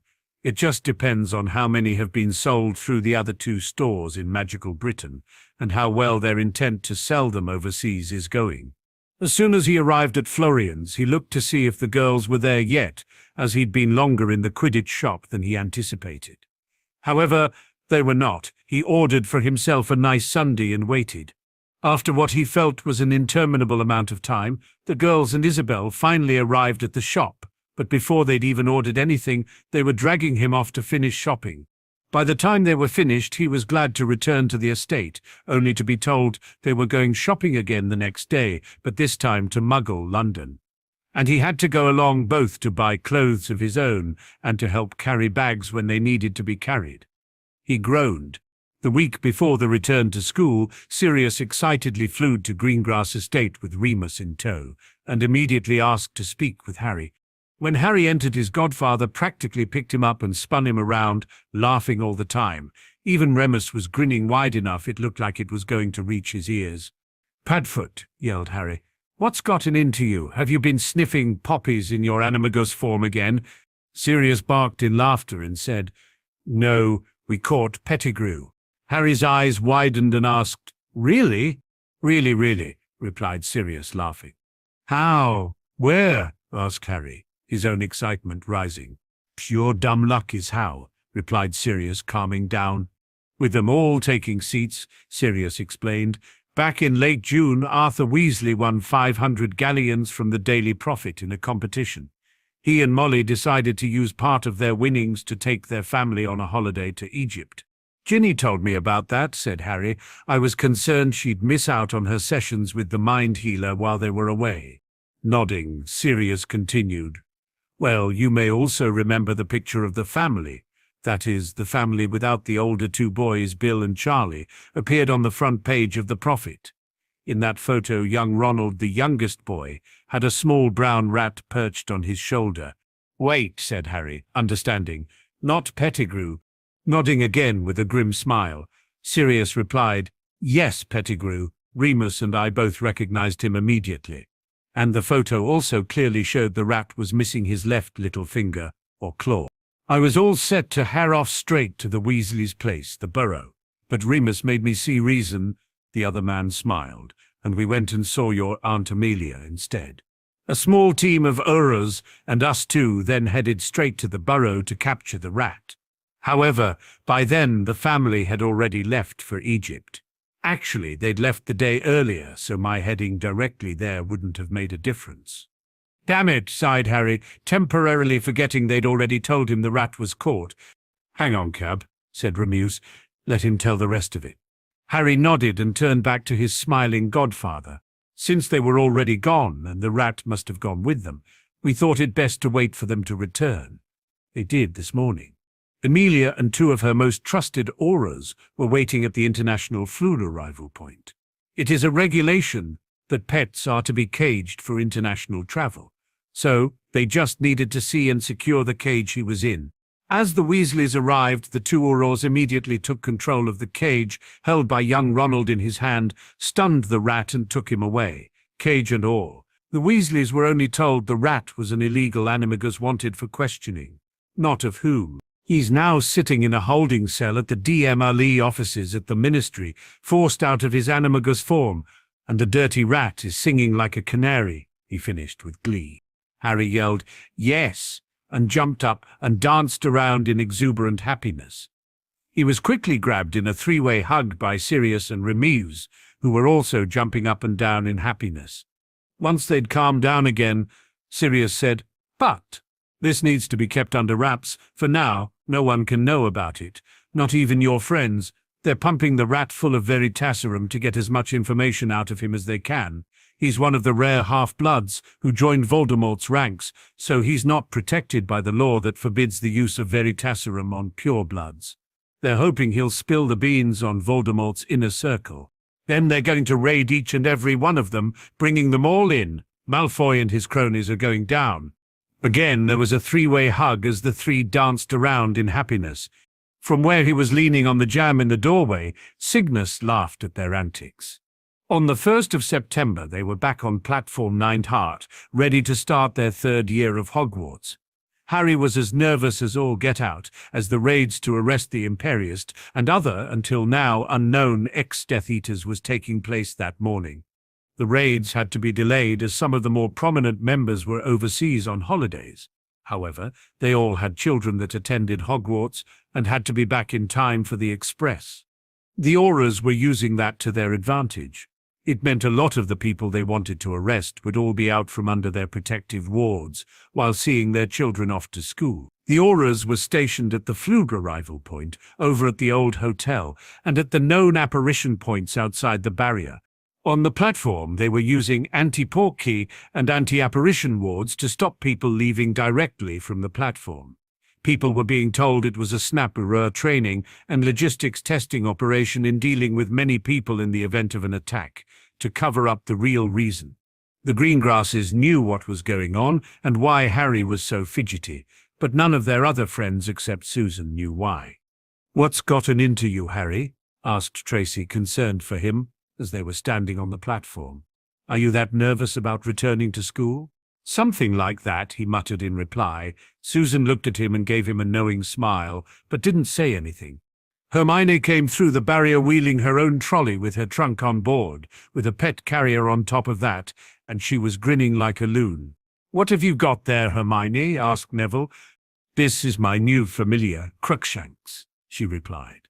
"He's part Deneasel and part tortoiseshell housecat, and he's really smart." Harry looked into the cage opening and said, "Good Lord, it looks like someone hit him in the face with a house brick." "Harry," scolded Hermione. The cat growled and hissed back. "He's beautiful," she said, in defense of her familiar. "You've bonded with him?" asked Harry. Hermione looked a little afraid before she said, "No, I don't think I need to, and the idea scares you," he said, finishing for her. "It's only something to do if you really feel the need to." She nodded. "I take it, as he's part magical, you went into a pet shop in Diagon and felt a strong pull in his direction," he asked. She nodded. "Yesterday, I just knew I had to have him." "That's the bond, Hermione," said Harry. "It's a natural familial bond. Congratulations." She nodded again, accepting the unspoken apology. "Thank you, Harry." Daphne also had a pet carrier. She'd finally decided on purchasing an all-black adolescent female cat with green-flecked eyes. She'd named it Midnight. Harry honestly thought it actually was a beautiful cat. On the trip to the castle, Luna didn't join them. This time, she said she wanted to go and talk with her old friend Ginny first. She wanted to make sure she was all right. When Harry went looking for her to make sure she was all right, he found the two girls chatting away happily together. He didn't disturb them. He was glad the two were renewing their friendship. Clearly this was a happy side effect of Ginny's time with the mind healer. He also sought out Astoria and saw her talking to a group of girls her own age. Again, he didn't want to disturb them, so snuck away before they saw him. He told the others what he'd found when he returned to their compartment. During the trip, Hermione told them all about how Wendell was frustrated with Dobby. He was going to ask Harry to take him back, but Monica refused to hear about it. Apparently, Wendell thought of some chores as a form of relaxation. When he wanted to just stop and think, he'd go out and wash the car or do something else equally menial. However, when he took a bucket of hot soapy water out to wash the car, he found it already clean both inside and out. So he went and got the car polished to polish it and set to work. Dobby chatted amiably with him while he watched Wendell polish. From then on, Dobby did it. She also mentioned how her father would occasionally like to go and hunt red grouse, commonly known as moorfowl in Britain, during the last 2 weeks of the summer holiday. To do this, he had a pair of shotguns.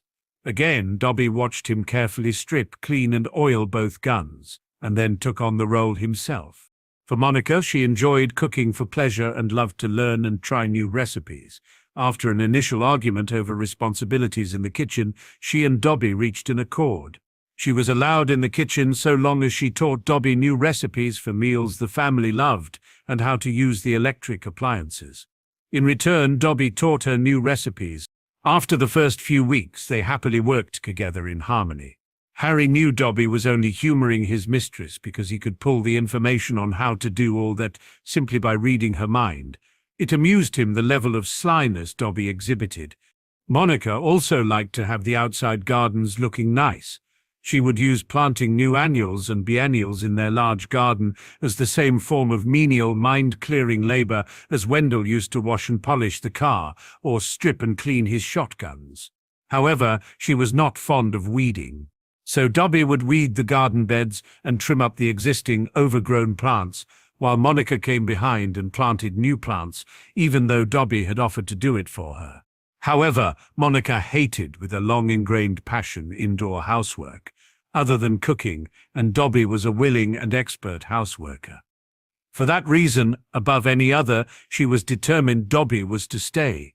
If he didn't, Wendell would find himself doing all the housework. Argument over. She didn't know how the little fellow did it, but he was also handling the shopping, so Daphne, Tracy, Susan and Hannah told her how the elves accomplished it. Harry found that part of the conversation quite interesting. He had no idea there was a Muggle supermarket that secretly opened at night for the house elves to shop. Apparently it was run by the family of a squeeb. They mentioned how the shop had large blinds they would pull down over the front windows and run through the night. When anyone asked what they were doing, the family would originally merely say they were running an overnight stock take. Now there was a special set of wards that were activated that made people simply not ask. Hermione made note of that to write her mother and let her know. When they had visitors over on a couple of occasions, Dobby disappeared. However, when Monica went out to make tea for them, the setting would already be set up ready for her to take it out to the guests, complete with suitable biscuits and cake artfully arranged. In the evenings it would be chilled wine or whatever the guest asked for instead. Dobby was definitely fitting into the Granger household well, and Harry was happy for both the Grangers and the little elf. Harry sat with Luna at the Ravenclaw table for the sorting and watched with her when Astoria was sorted into Gryffindor. It was a long sort and Harry was sure she'd end up in either Slytherin or Hufflepuff. He found out later she had a friend who was sorted into Gryffindor house before her and argued with the Hat. As usual, the Hat relented and gave her what she wanted. When Dumbledore stood to make announcements, Harry was shocked to discover Remus was to be the new Defense Against the Dark Arts professor. He hadn't even noticed the man sitting at the head table. Harry had spun to look at him with his own face showing his surprise. Remus looked straight back with a smirk and a very slight brief nod. Though he wasn't going to be able to have a chat with him tonight, he was definitely going to corner the man the next day and tell him off for not letting him. Harry knew in advance. The head boy and girl this year was Percy Weasley and Penelope Clearwater. Harry met him on the train and struggled to keep his expression neutral when he saw the badge the older boy was wearing said, Pinhead Boy. Percy was sitting, amused, among the new first years and was getting his ear talked off by young Astoria and her friend. He was happy. While the Weasley twins often referred to their oft-times uptight brother as a prat, prissy, perfect, pinhead, or just a right pain, or a few other illiteral insulting terms, Harry knew the boy to be very concerned for the welfare of the youngest students. He had his respect for that. This year he seemed determined to be even more so, considering he blamed himself for not keeping a better eye on his sister the previous year. He'd also found out through one of Ginny's letters that the boy was absolutely smitten by the lovely Miss Clearwater and had maintained an ongoing letter-writing relationship across summer.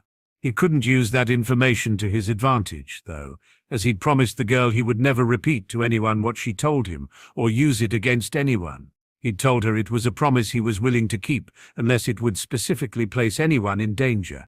Ravenclaw's own crop of firsties didn't include anyone he knew, even in passing, but he was happy to see they all seemed to be getting along. For now, however, he did receive quite a few looks of awe directed his way. But that was the same across all 4 houses. He was already accustomed to it from the beginning of his own first year. Neville was now getting the same, and his mate looked like he didn't know how to handle it. He was going to make sure he talked to him about it later. During the meal he talked to a couple of his yearmates, but also talked with Luna. When he did so, he received a couple of weird looks from them. Kevin Entwistle even asked him, "Why do you talk with Looney?" He glared back at the boy and, with his magic flaring just a little, quietly growled, "Don't ever call her that in my presence again." Entwistle looked frightened and stammered, "I didn't mean anything by it. It's what everyone calls her." "Never again, you understand," said Harry firmly. "Her name is Luna. Calling her that horrid name is bullying, and I do not abide bullies. And you'll best tell everyone else you hear call her that too." The boy nodded his head rapidly and turned to the others on the other side of him. At end of the meal, Dumbledore stood to make his brief announcements before sending everyone off to bed. Harry waited out in the entrance hall for Daphne and was able to snag her by the arm as she walked out talking with Tracy. Her reactions were fast too, as she damned near hexed him on the spot. He pulled her off to the side behind the door, and she gave him a serve about scaring her. He apologized and just kissed her. "I just wanted a good-night kiss before I headed for bed," said Harry. "I'd hoped you wanted one too." She then kissed him back and said, "I did too. I just thought you'd already be gone." With a last good night, they both headed for their respective common rooms. The next morning, Thursday, they received their new class schedules. Harry quickly looked through it and noticed just how much his days were now full. While he still had astronomy as it was considered a core subject, he no longer had the entire morning of the next day free. Now, during second period, he had a single of transfiguration with the puffs. However, he was furious to learn he did not have arithmancy. Instead, he'd been put down for divination. Neville had the problem where divination had been added to his electives and ancient runes removed. Excusing himself from his friends, Harry went to see Professor Flitwick, while Neville went to see Professor McGonagall. "Professor?" asked Harry, while his head of house was still handing out schedules to the older students. "A problem, Mr. Potter?" the professor asked. "Yes, sir," he replied. "An error has been made in my schedule. My chosen elective of arithmancy is missing, and instead I see divination in the same time frame." "All right, Mr. Potter," the half-goblin said. "Just allow me to finish handing out these schedules, and I'll be right with you." "Thank you, sir," said Harry, before he returned to his seat with the others. Right then, the male owls swooped in. Harry distractedly accepted the daily profit from Hedwig and fed her a couple of bacon strips and an owl treat before she barked at him for not paying her attention. "Sorry, Hed," he softly said to her, and smiled. "I'm distracted with another matter. I promise to pay more attention tomorrow." When Hedwig flew off, he put his folded newspaper down without reading it. He'd get to it later. Once the professor had handed the last schedules out to the seventh-year Ravenclaws, he returned to Harry and asked, "What seems to be the problem, Mr. Potter?" "Thank you, sir," said Harry. "It seems I have been erroneously put down for divination instead of arithmancy," and handed his schedule back. Frowning at the schedule, the professor said, "I see. Then I suggest you head to arithmancy after breakfast, as you would have a double period of that, and I shall make the relevant changes and return this to you at lunch. Is this suitable for you?" "Yes, sir," replied Harry. "Thank you." When Neville returned, he wasn't happy. It appears the headmaster informed Professor McGonagall he has used his veto power to overrule my choice as the two classes conflict. Care of magical creatures and ancient runes are on at the same time. He added divination. Well, that's crap. He can only do that if your marks reflect you'd be unable to handle the coursework. And as you're in the top 15% of students on our year, you most clearly can.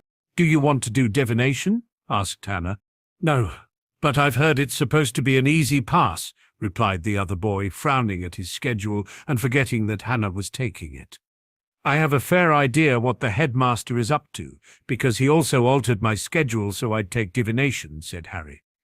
If you don't want to take it, then tell Professor McGonagall you're informing her, not asking her permission, that you're dropping it. The headmaster may have the veto power to not allow you to take an elective, but he cannot force you to take an elective you do not want to. And every student has the right to drop out of an elective at any time they so choose. That includes before you even start. Then we will see how long it takes them to allow you to do ancient runes. There has to be a way to do it because Hermione is also taking both subjects. Merlin, she's taking all 5. Harry's right, said Hermione. There is a way to take both, but I'm not allowed to tell you myself. Professor McGonagall can, though.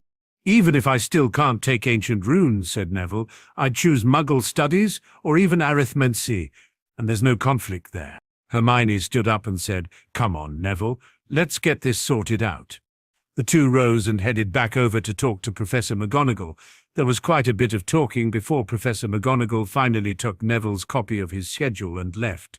When their two friends returned to their table, Hermione said, I don't understand it. She seemed utterly determined Neville take divination. It took him having to formally tell her he was dropping divination, as was his right, before she finally said she would see about changing him to ancient runes or arithmancy.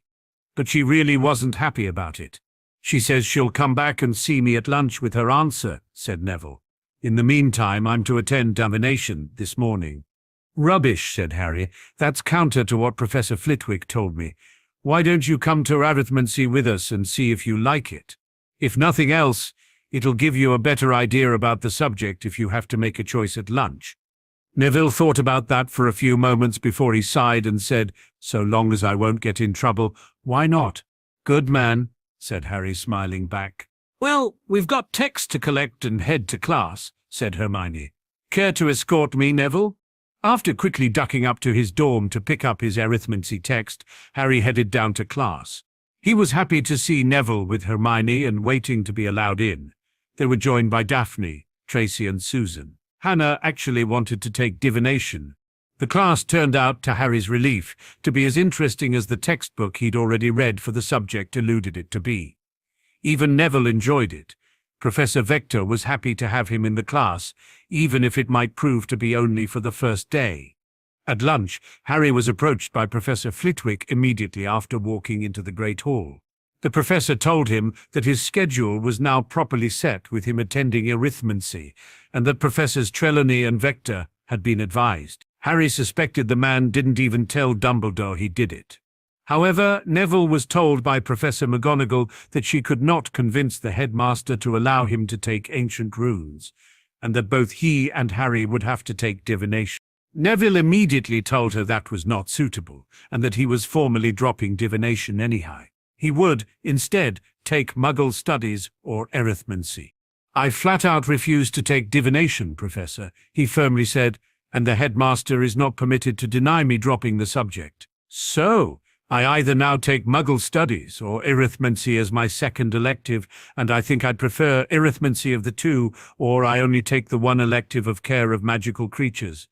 I will then discuss matters with my grandmother, Dowager Lady Longbottom, Regent Longbottom. Are you threatening me, Mr. Longbottom? She glared. No, ma'am, he firmly replied. I am informing you of my decision as the school rules require me to do. While the professor stood there glaring back at Neville, Harry said, As for me taking divination, Professor, I have already discussed the matter with my head of house and had the error in my scheduling corrected. I'm now taking arithmancy instead of divination, as was arranged last year.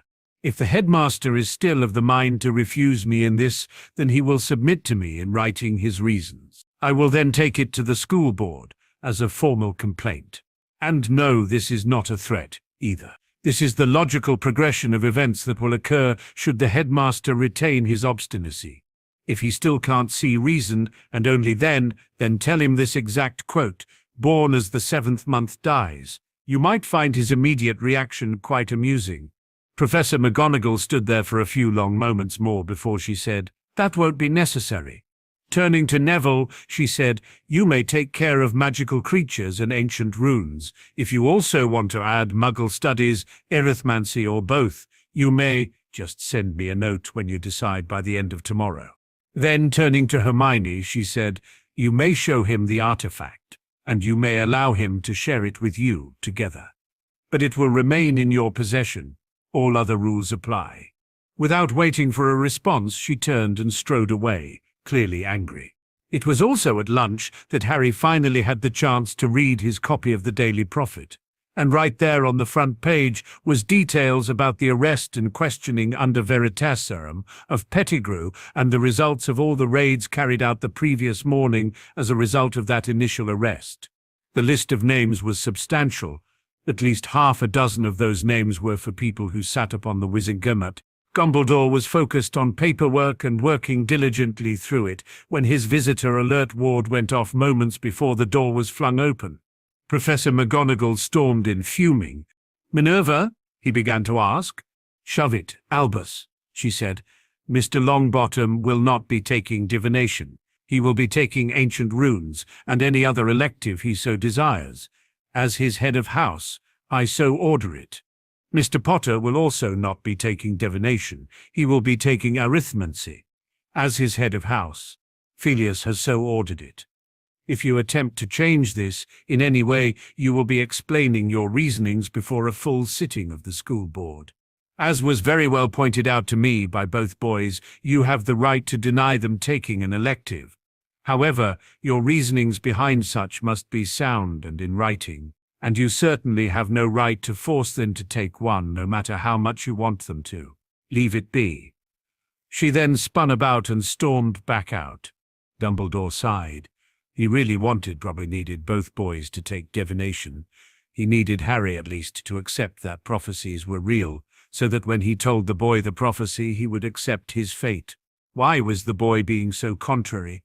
And now young Longbottom was acting in the same vein.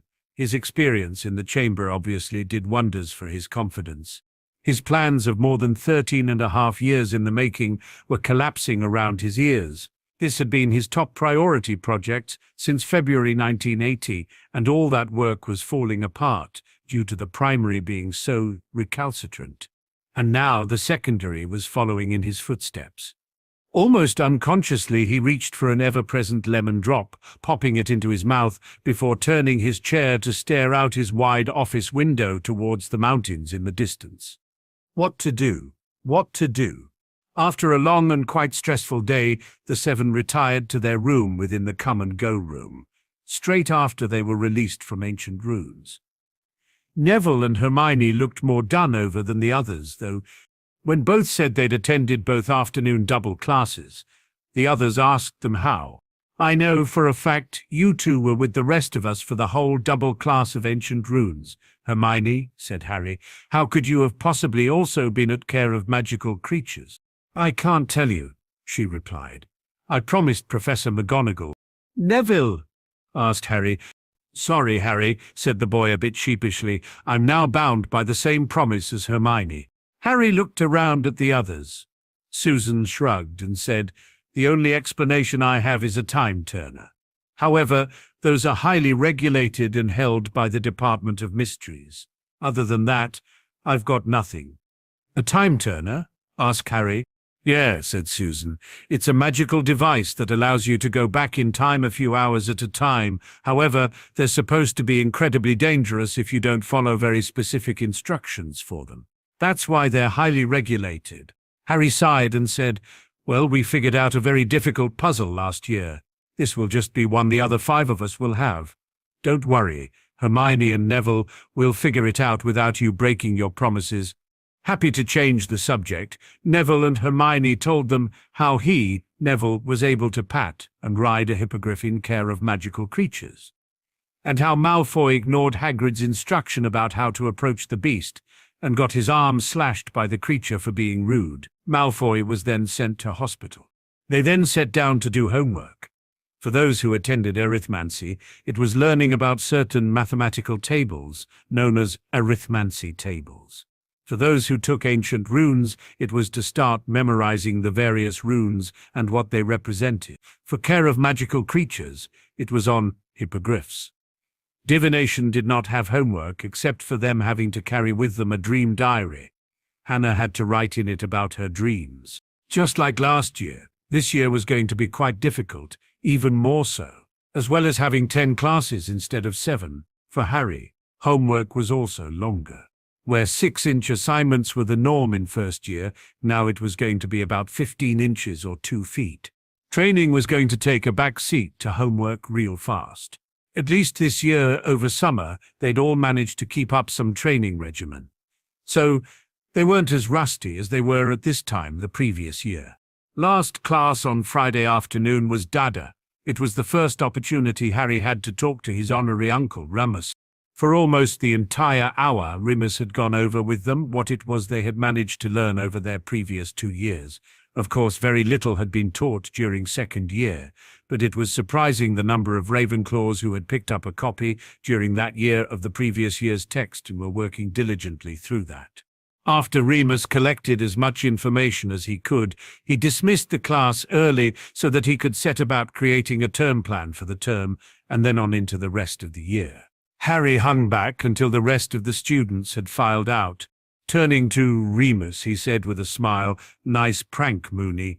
Remus smirked right back and said, "I expected you to come visit me earlier, but as this was the last class of the last day of the week, I shouldn't be surprised you waited." "I suppose dear godfather was in on it?" asked Harry. "No," replied Moony with a shrug. "However, I did ask him not to ruin the surprise when he was going to immediately flu-call you with the news." "So, what led you to apply for a position here then?" he asked. With another shrug, Moony replied, "I didn't, to tell you the truth. I received an offer from Dumbledore. He said how he knew I was out of work and wanted to know if I'd be interested in taking on the position." "Oh, did he just?" asked Harry, when the cut dropped. "Not that I'm complaining that you're here, and all, but didn't that seem not a little strange to you?" Moony grinned and replied, "Very strange, actually. We discussed it, and we think Dumbledore more likely offered me the job due to how close I am to you as an honorary uncle. We think he's expecting me to get you to open up to him." Harry snorted in response. "I'm sorry, but that was my immediate impression too." "Don't be," replied Remus. "I've taken the job so we can spy on him. My real job is to wait and see how he tries to use me to get to you. I'm actually looking forward to being a double agent." Harry laughed. After only 2 days of classes, the weekend was on them again. As homework was quickly done and set aside, Harry and the others set to train. Acting on a hunch, and without telling the others, Hermione added to the room a pair of combination bathrooms with changing rooms. Testing them out showed they had running hot and cold water and everything. So, from then on, when they came into their room, the bathroom-changing room combination was added. It made it much easier for all of them to take clothes there to change into for the strenuous training before showering and changing back into school robes and leaving the room. As with the previous year, Harry and Daphne also quickly organized their etiquette club, while numbers dwindled significantly and quickly last year due to the belief Harry was the heir of Slytherin. They were not letting that suppress their enthusiasm to run it this year. Both also knew that those who had dropped out last year would be attending this year instead. On the Monday, the 7 were sitting at the Ravenclaw table for breakfast when the post owls flew in. In came the usual flock of individual owls to deliver letters, notes, small parcels, and newspapers. However, also flying in were 2 sets of 3 owls carrying a single package between them. A package each that at first glance was obvious what they contained. Its shape was quite distinctive. Hedwig held back with her newspaper as the first trio of owls flew down and lightly dropped their package to hover just above the surface of the table before Harry. They were immediately followed by the second trio, who dropped their package almost alongside the first. But one person back, it was centered in front of Daphne. Daphne looked at the package before her in shock. She reached forward and checked the address, and sure enough, it was hers. Hedwig then landed, and Harry relieved her of her burden before handing 2 pieces of bacon to the owl. "Harry," said Daphne. Asked Harry, giving Hedwig a bit of attention. "Did you buy me a broom?" Daphne quietly asked. After Hedwig felt she'd been paid enough attention and flew off, Harry stood and carefully unwrapped his parcel. He seemed quite unconcerned that there were quite a few eyes upon him as he carefully unwrapped it. He did not hear Simon Martin, team captain of the Ravenclaw Quidditch team, as he came down to stand almost behind him from the other end of the table. As soon as the packaging fell away, everyone could see what it was. But it was Simon Martin who said, "Bloody hell, that's a firebolt." He hesitated a bare moment before he spun to look down the length of the Ravenclaw table and calling out, "Snap practice session for the Ravenclaw Quidditch team at 4:30 p.m. this afternoon." On the side of his broom up near the tip of the handle, as promised and hoped for, was his name, Harry Potter, and the registration number 00007. With a wide smile on his face, he said to Daphne, "Go on, open yours." Daphne then stood and unwrapped her own. Her firebolt had the name Daphne Greengrass and the registration number 00006. "I don't believe it," said Simon. "Here I am, looking at 2 brand new firebolts, and one belongs to my seeker." A little louder, he said, "I am so glad the Slytherins don't field women on their team." Daphne slid her hand along the diamond-finished surface of the handle and said, with a look of awe, "You bought me a firebolt." Smiled Harry, happy for the look of wonder on his betrothed's face. He really liked seeing that expression on her. She began to laugh before turning to hug him and plant a kiss on his cheek. "Sometimes you can be right weird, you know that." "Hey, I need to keep giving you happy surprises," he said. "I don't want to see you grow bored with me, now do I?" "Prat," she laughed, before kissing him on the cheek again. For his first training session that very afternoon, Harry thought he would be taking it easy. He first moved the broom about as if it was his nimbus. When it handled the motions and movement flawlessly, he pushed it harder. The turns were as promised, tight and almost by thought. The acceleration would have led to him having to go to the infirmary to have birch-tail twigs surgically removed from his butt, if not for the beautiful footrests and his tight grip on the handle. The smoothness of flight led to him flying faster than he thought he was going, and the ride of the seat cushioning charm made the seat feel as if he was sitting on a plush armchair. He realized very quickly his heel skid turns would be almost useless on this broom. Because the broom turned so well, this broom was going to make him develop muscles in places he didn't expect to when riding a broom and playing Quidditch. And most of those were just so he could hang on. When he performed a Wronski feint, he felt his vision tunnel and felt a little light-headed when he pulled up and started ascending again. That was going to take some getting used to, but a sloth grip roll saw the broom barely move as he spun about it. But when he went for a speed run by starting over the Black Lake and accelerated until he shot through one of the hoops at one end of the pitch with a yell that didn't end until he shot through one of the hoops at the other end, he was just glad his safety goggles were the best on the market. When he came in to land, his own heel brake skid to a stop nearly saw him catapulted over the head of his team members. He practically had to stand the broom on its birch-tail twigs and haul back until he was lying almost horizontal to the ground to make it work. As he hopped off, the broom quickly bobbed up to hip height and sat there unaffected by the light breeze blowing across the grass of the well-maintained pitch. Finally getting Quidditch training underway, Simon had Roger and Paul try to dog Harry as much as they could. Neither could do it. As soon as they maneuvered to come up or down on either side of him like the Slytherin beaters attempt to do, he simply accelerated away from them. By the time he caught the snitch in less than a couple of minutes for each attempt, staid old Simon was throwing his own aerobatic tricks in the sky just out of sheer excitement and happiness. About all anyone could get out of him for 5 minutes was, "We're going to win the cup, we're going to win the cup," over and over again. While the first game of the season was the Lions against the Snakes on the 6th November, Ravenclaw's Eagles were up against the Badgers only 3 weeks later. This meant Simon only needed to get his team back into shape in 8 weeks, plenty of time. They'd lost none of their team members, this time due to graduating. However, Simon was going to use the opportunity to develop newer and unseen-before plays, ones to aim squarely at Slytherin. His argument was that the Gryffindor seeker was pants at the role, and the Hufflepuff seeker was the only one on their team with any true skill. He felt they could easily gain the 50-point lead needed against the Badgers to make the seeker become moot. Harry knew he should have warned Simon about just how good young Ginny Weasley could seek, but he felt that would be a betrayal to the Weasley twins and even her when they spent so long helping him train for the seeker role in the Eagles. On returning to the castle for dinner, he took the two boys aside for a chat. "Hi, gents," he said. "Good trip to Egypt?" "Yeah, the best. But we got grounded for part of it. Mum wasn't happy when we tried to lock Ron in a tomb. But we got some great souvenirs and discovered some new pranks." Harry thought for a bit and said, "Listen, you two helped me out a lot in learning the seeker position. During that time, we all learned just how good Ginny is in that role. Have you convinced Wood to give her a shot yet?" Looking warily back, they said, "Not yet. What are you up to?" "Harrikins. You're not looking for the inside scoop, are you?" "No," said Harry with a shake of his head.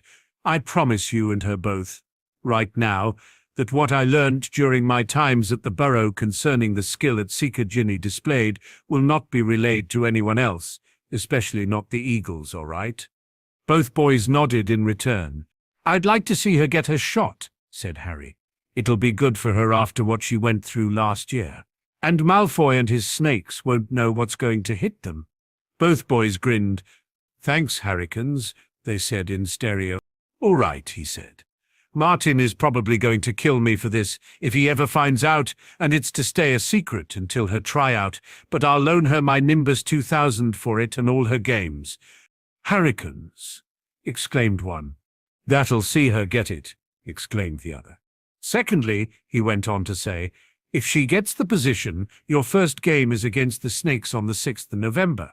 For that game only," he sighed, "she can use my firebolt."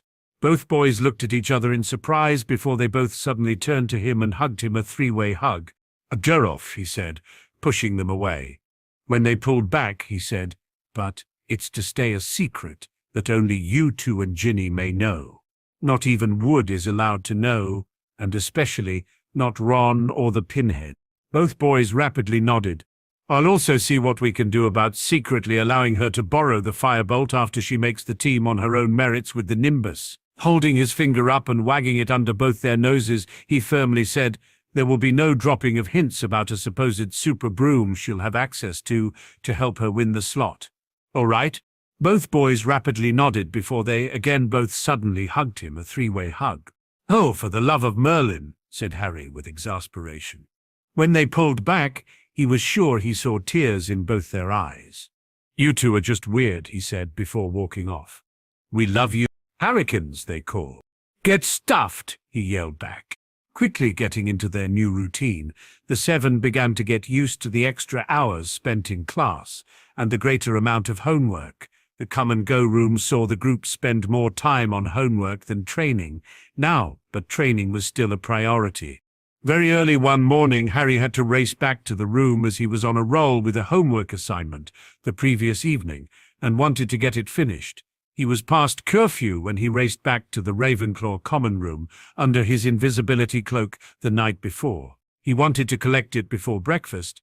Not too far from the entrance, he heard a noise. He thought he heard a girl crying.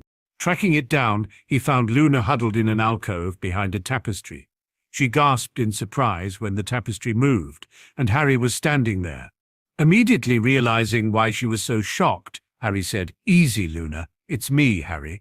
He stepped fully in behind the tapestry, popped his wand out of its holster, and cast a light charm.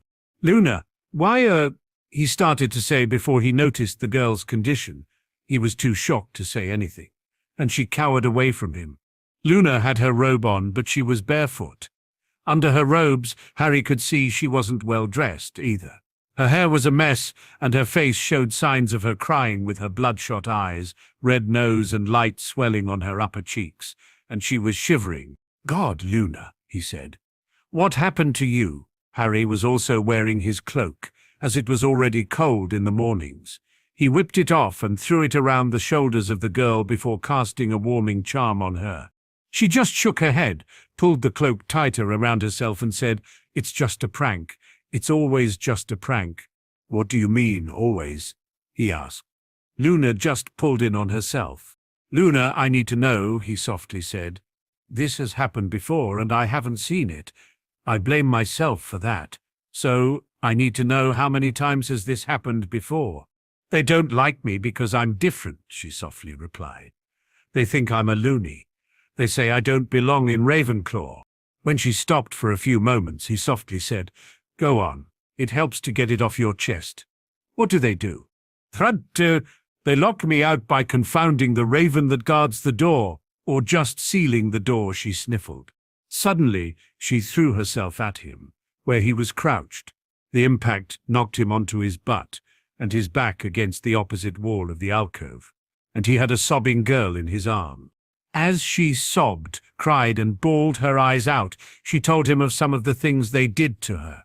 They hid her clothes, especially her shoes. When they hadn't hidden her clothes, they put itching powder and similar in them.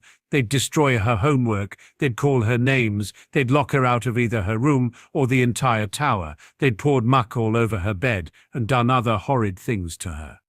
Harry sat there and listened. He made soft, comforting sounds and rubbed her back, and when he felt her feet were freezing, he cast warming charms on them.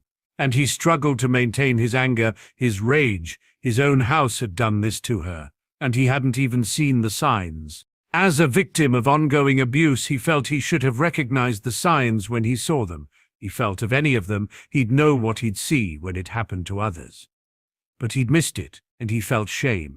He sat there until she drifted off to sleep, then hit her with a light sleep charm, with a barely whispered somnolence to keep her that way, and levitated her using a body levitation charm, mobile corpus, making sure she was completely covered with her robes and his cloak. He levitated her out of the alcove. Last, he was prepared to cover her with his invisibility cloak before hurrying down to the hospital with her, but the corridors and stairs were clear. There were no students or staff in the corridors or stairs, as almost everyone was already in the Great Hall for breakfast. At least, those who were going to breakfast and weren't sleeping in. Almost reaching the infirmary, he was met by Daphne's Patronus Swan. "Where are you?" "I'm in the entrance hall, at the moment." Harry sent his own Patronus back. "I'm fine. However, if Madame Pomfrey is in the Great Hall, can you send her to the infirmary? There's a student in need of her care. And please don't be sitting at the Ravenclaw table. I will be there soon." Entering the empty infirmary, he gently lowered her onto a bed. Next, he pulled a set of screens across to block view of her from the door, then moved to the center of the room facing the doors, and waited. A few minutes later, Madame Pomfrey and Daphne hurried in. "Mr. Potter, why did you send for me?" Harry did not notice that his magic was swirling gently about himself. When he looked at the meaty witch, his eyes were slightly glowing, but it was his face that showed his real inner emotional state. Occlumency! Be damned! He was angry, and people were going to know it. Harry, with his fury barely contained, just pointed to the bed with Luna upon it, and said in a hoarse voice, "I found her cowering behind a tapestry like that, without my cloak, which is currently covering her. She'd been there all night. Her own housemates did this to her." "My own housemates?" Madame Pomfrey hesitated a moment and stood staring at Harry as he explained. Tearing her eyes away from him, she then hurried over to Luna's bed as Daphne hurried forward to be with Harry. "I cast a mild sleeping charm and a couple of warming charms upon her," he said to the woman's back. "I then levitated her down here." Madame Pomfrey used her healer's wand to scan the girl. "Harry, sweetheart," said Daphne softly, moving into his magic, trusting that he would never harm her, and moving to hug him. "Please calm down. You brought her to medical help." "It's not enough," snarled Harry. "They need to understand just how much what they did to her was wrong. I despise bullies." His S's in despise were sibilant. "Harry, please," she said, begging. "You need to let the professors handle it." "I will. However, if I consider it insufficient punishment, I will act," he spat. Daphne backed out of Harry's arms and moved over to Madame Pomfrey. She softly asked, "How is she?" "Physically, she's fine," the healer softly replied, and cast an Inerthit's charm on the girl. When Luna woke, she immediately started crying again, the deep sobs of someone whose very spirit had been crushed. Daphne moved closer to Luna and said, "Luna, it's—" And Luna nearly cried out in fear and pain as she tried to recoil away. Calling the infirmary house elf, Madame Pomfrey called for a calming draught of peace and dreamless sleep potion. She convinced Luna to take the first but held back with the second. When she still wouldn't stop crying, she gave her the draught of peace. After she'd taken both potions, Luna calmed down and drifted off to sleep. Madame Pomfrey turned to Harry and said, "I'll be keeping her here for at least the next 24 hours. She'll be safe with me."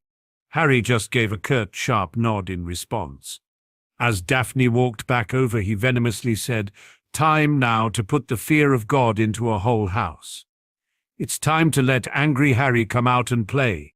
Not daring to say a word, Daphne slowly nodded. She too was now angry, and she didn't want her anger to feed his. Together, they strode out of the infirmary on the way to the Great Hall. About 100 yards down the corridor and around the corner, Harry stopped. Daphne turned to look at him, wondering why, and saw him thinking furiously. Suddenly, he snapped out, "Petey." With a pop of arrival, the head elf said, "Yes, Master Harry."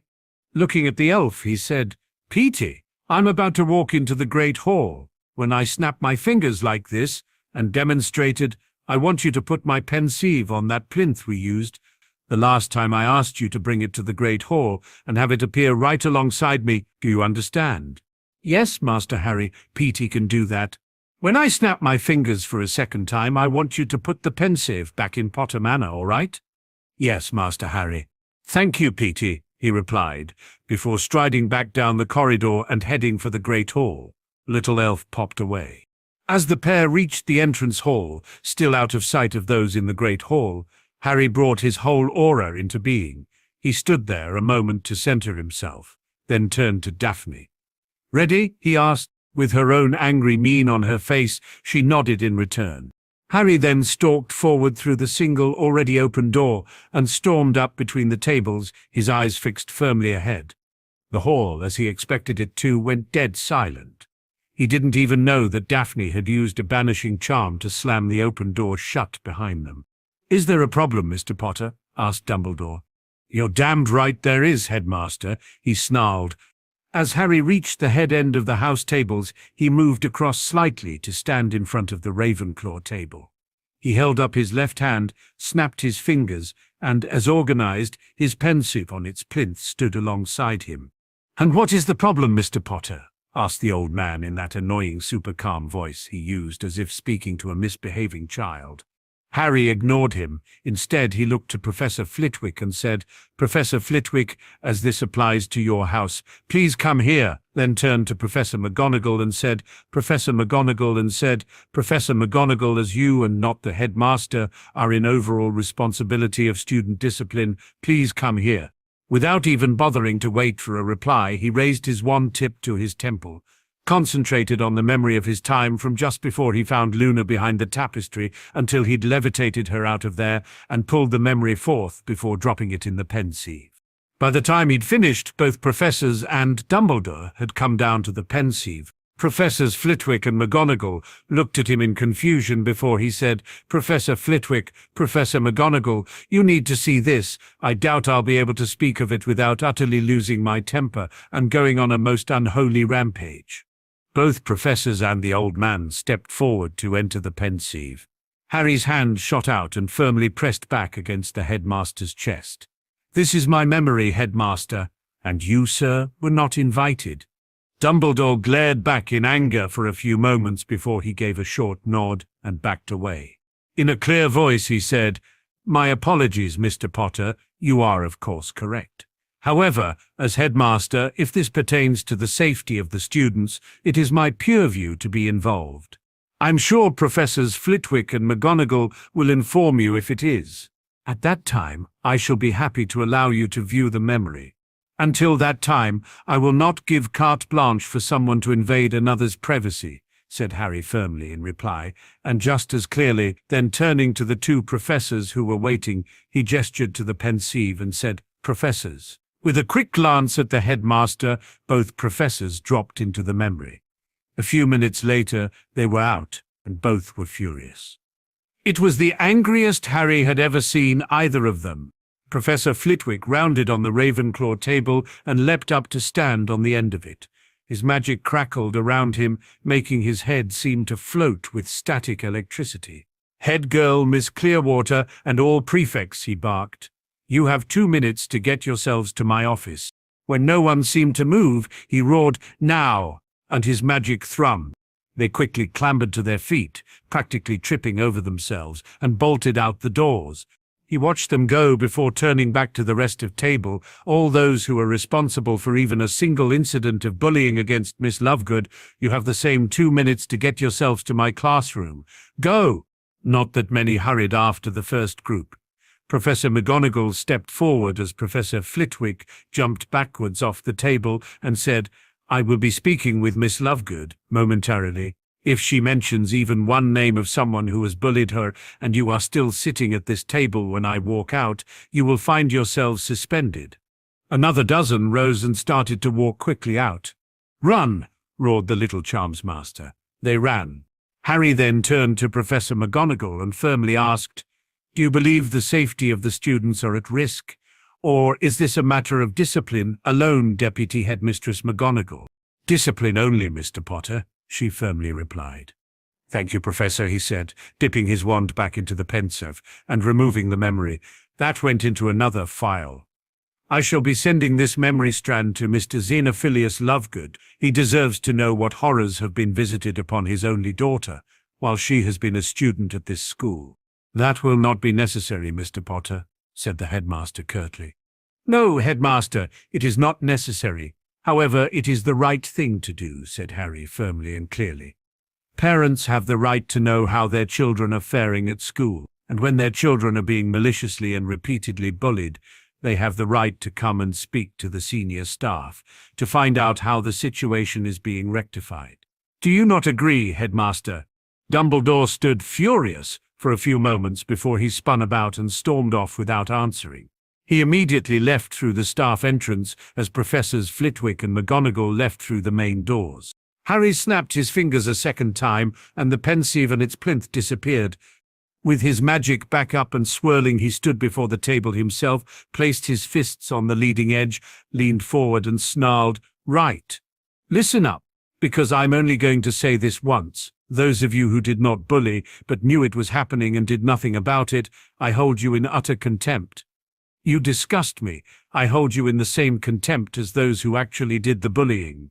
An 18th-century Irish statesman, Edmund Burke, said, "All tyranny needs to gain a foothold is for people of good conscience to remain silent." And 20th-century American leader Martin Luther King Jr. said, "He who accepts evil without protesting against it is really cooperating with it." And the 19th-century Swiss philosopher Henry Frederick Amiel said, "Truth is not only violated by falsehood, it may be equally outraged by silence."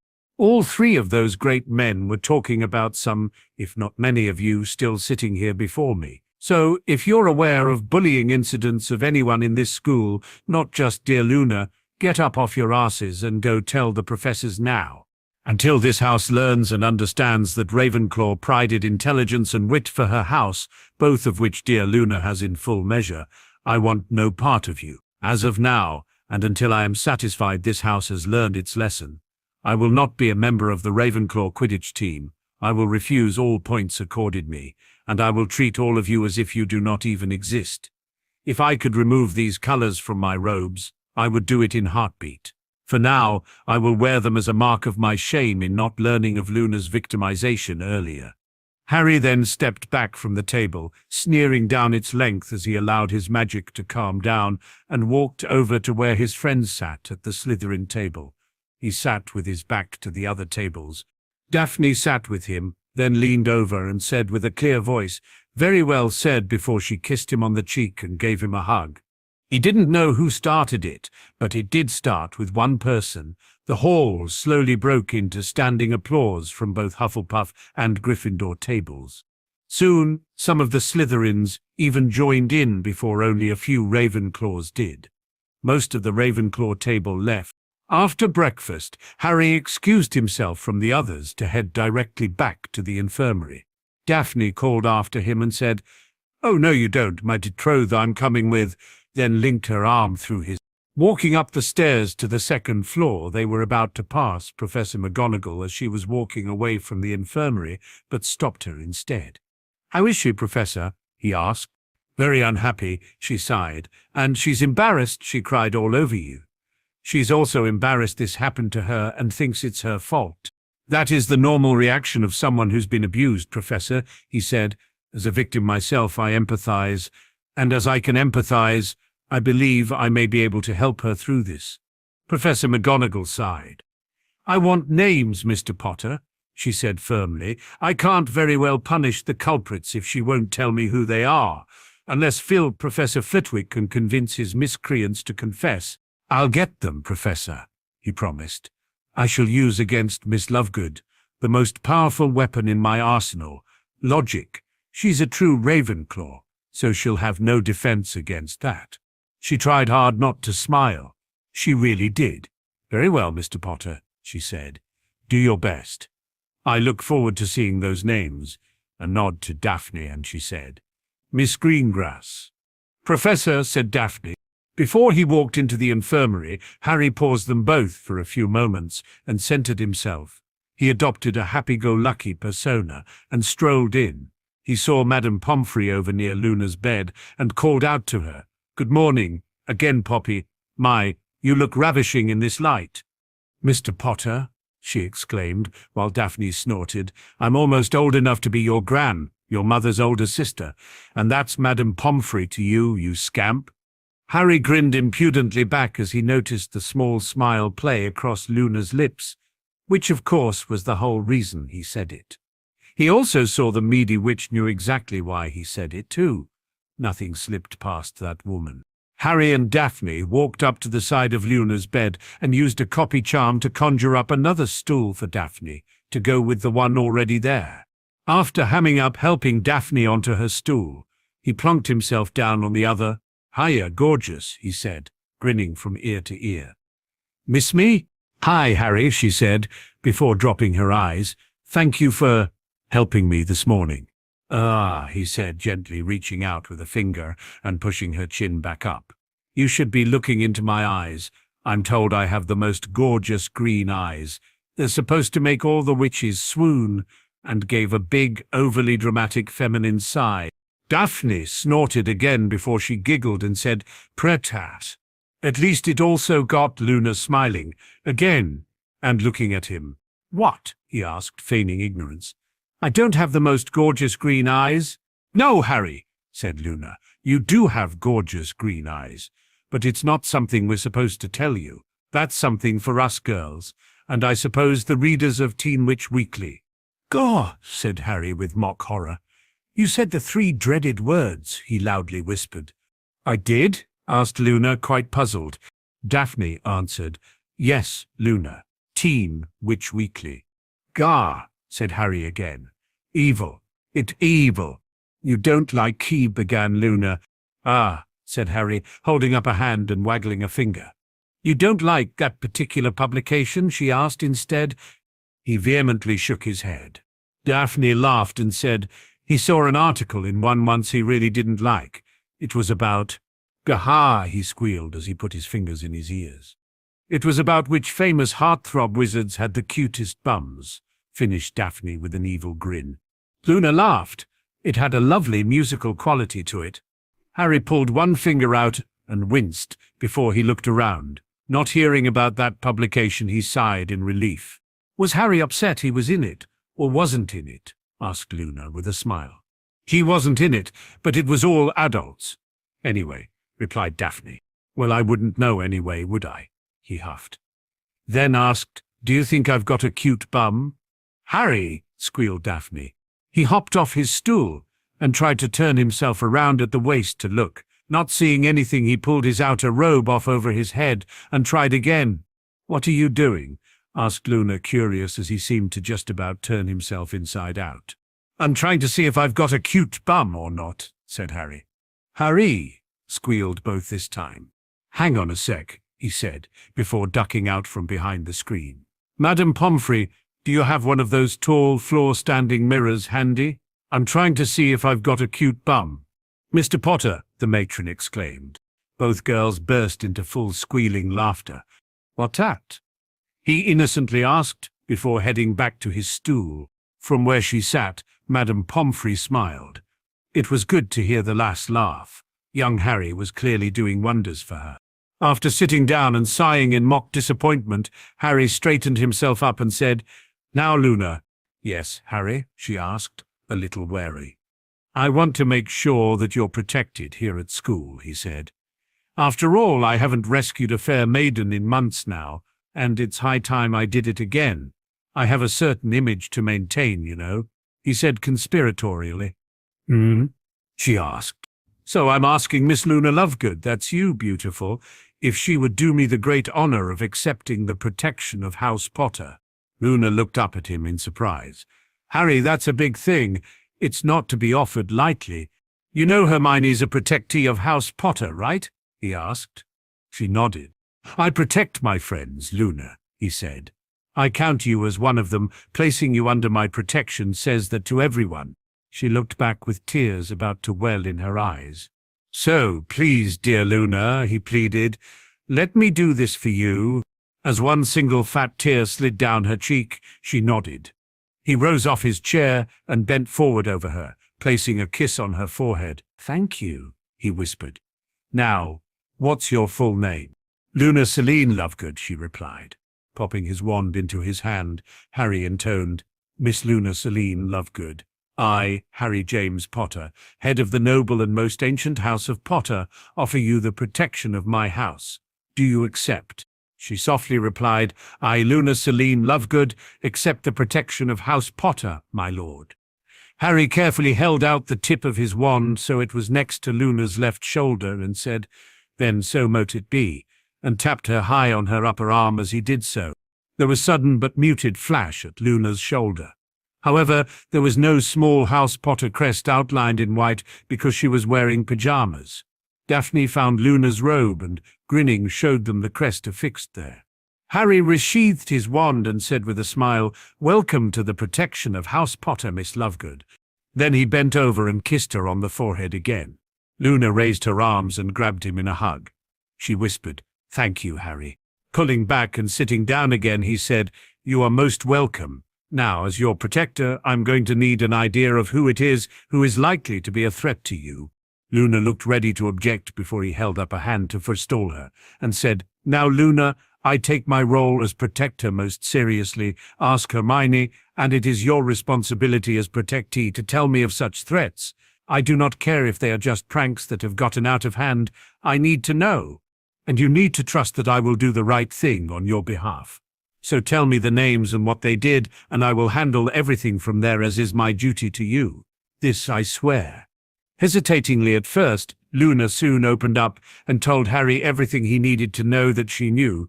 Then he had her tell him other things that had happened and who she suspected was behind it, and why she suspected them.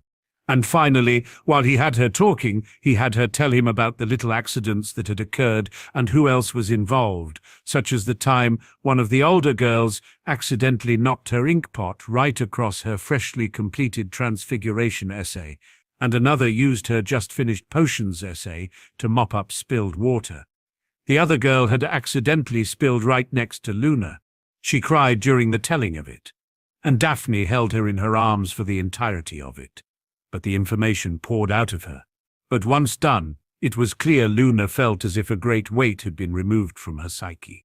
Harry and Daphne stayed for a little while and had Luna tell them about what it was like to help her daddy prepare and print the Quibbler when she was home. And they asked her how she kept herself busy.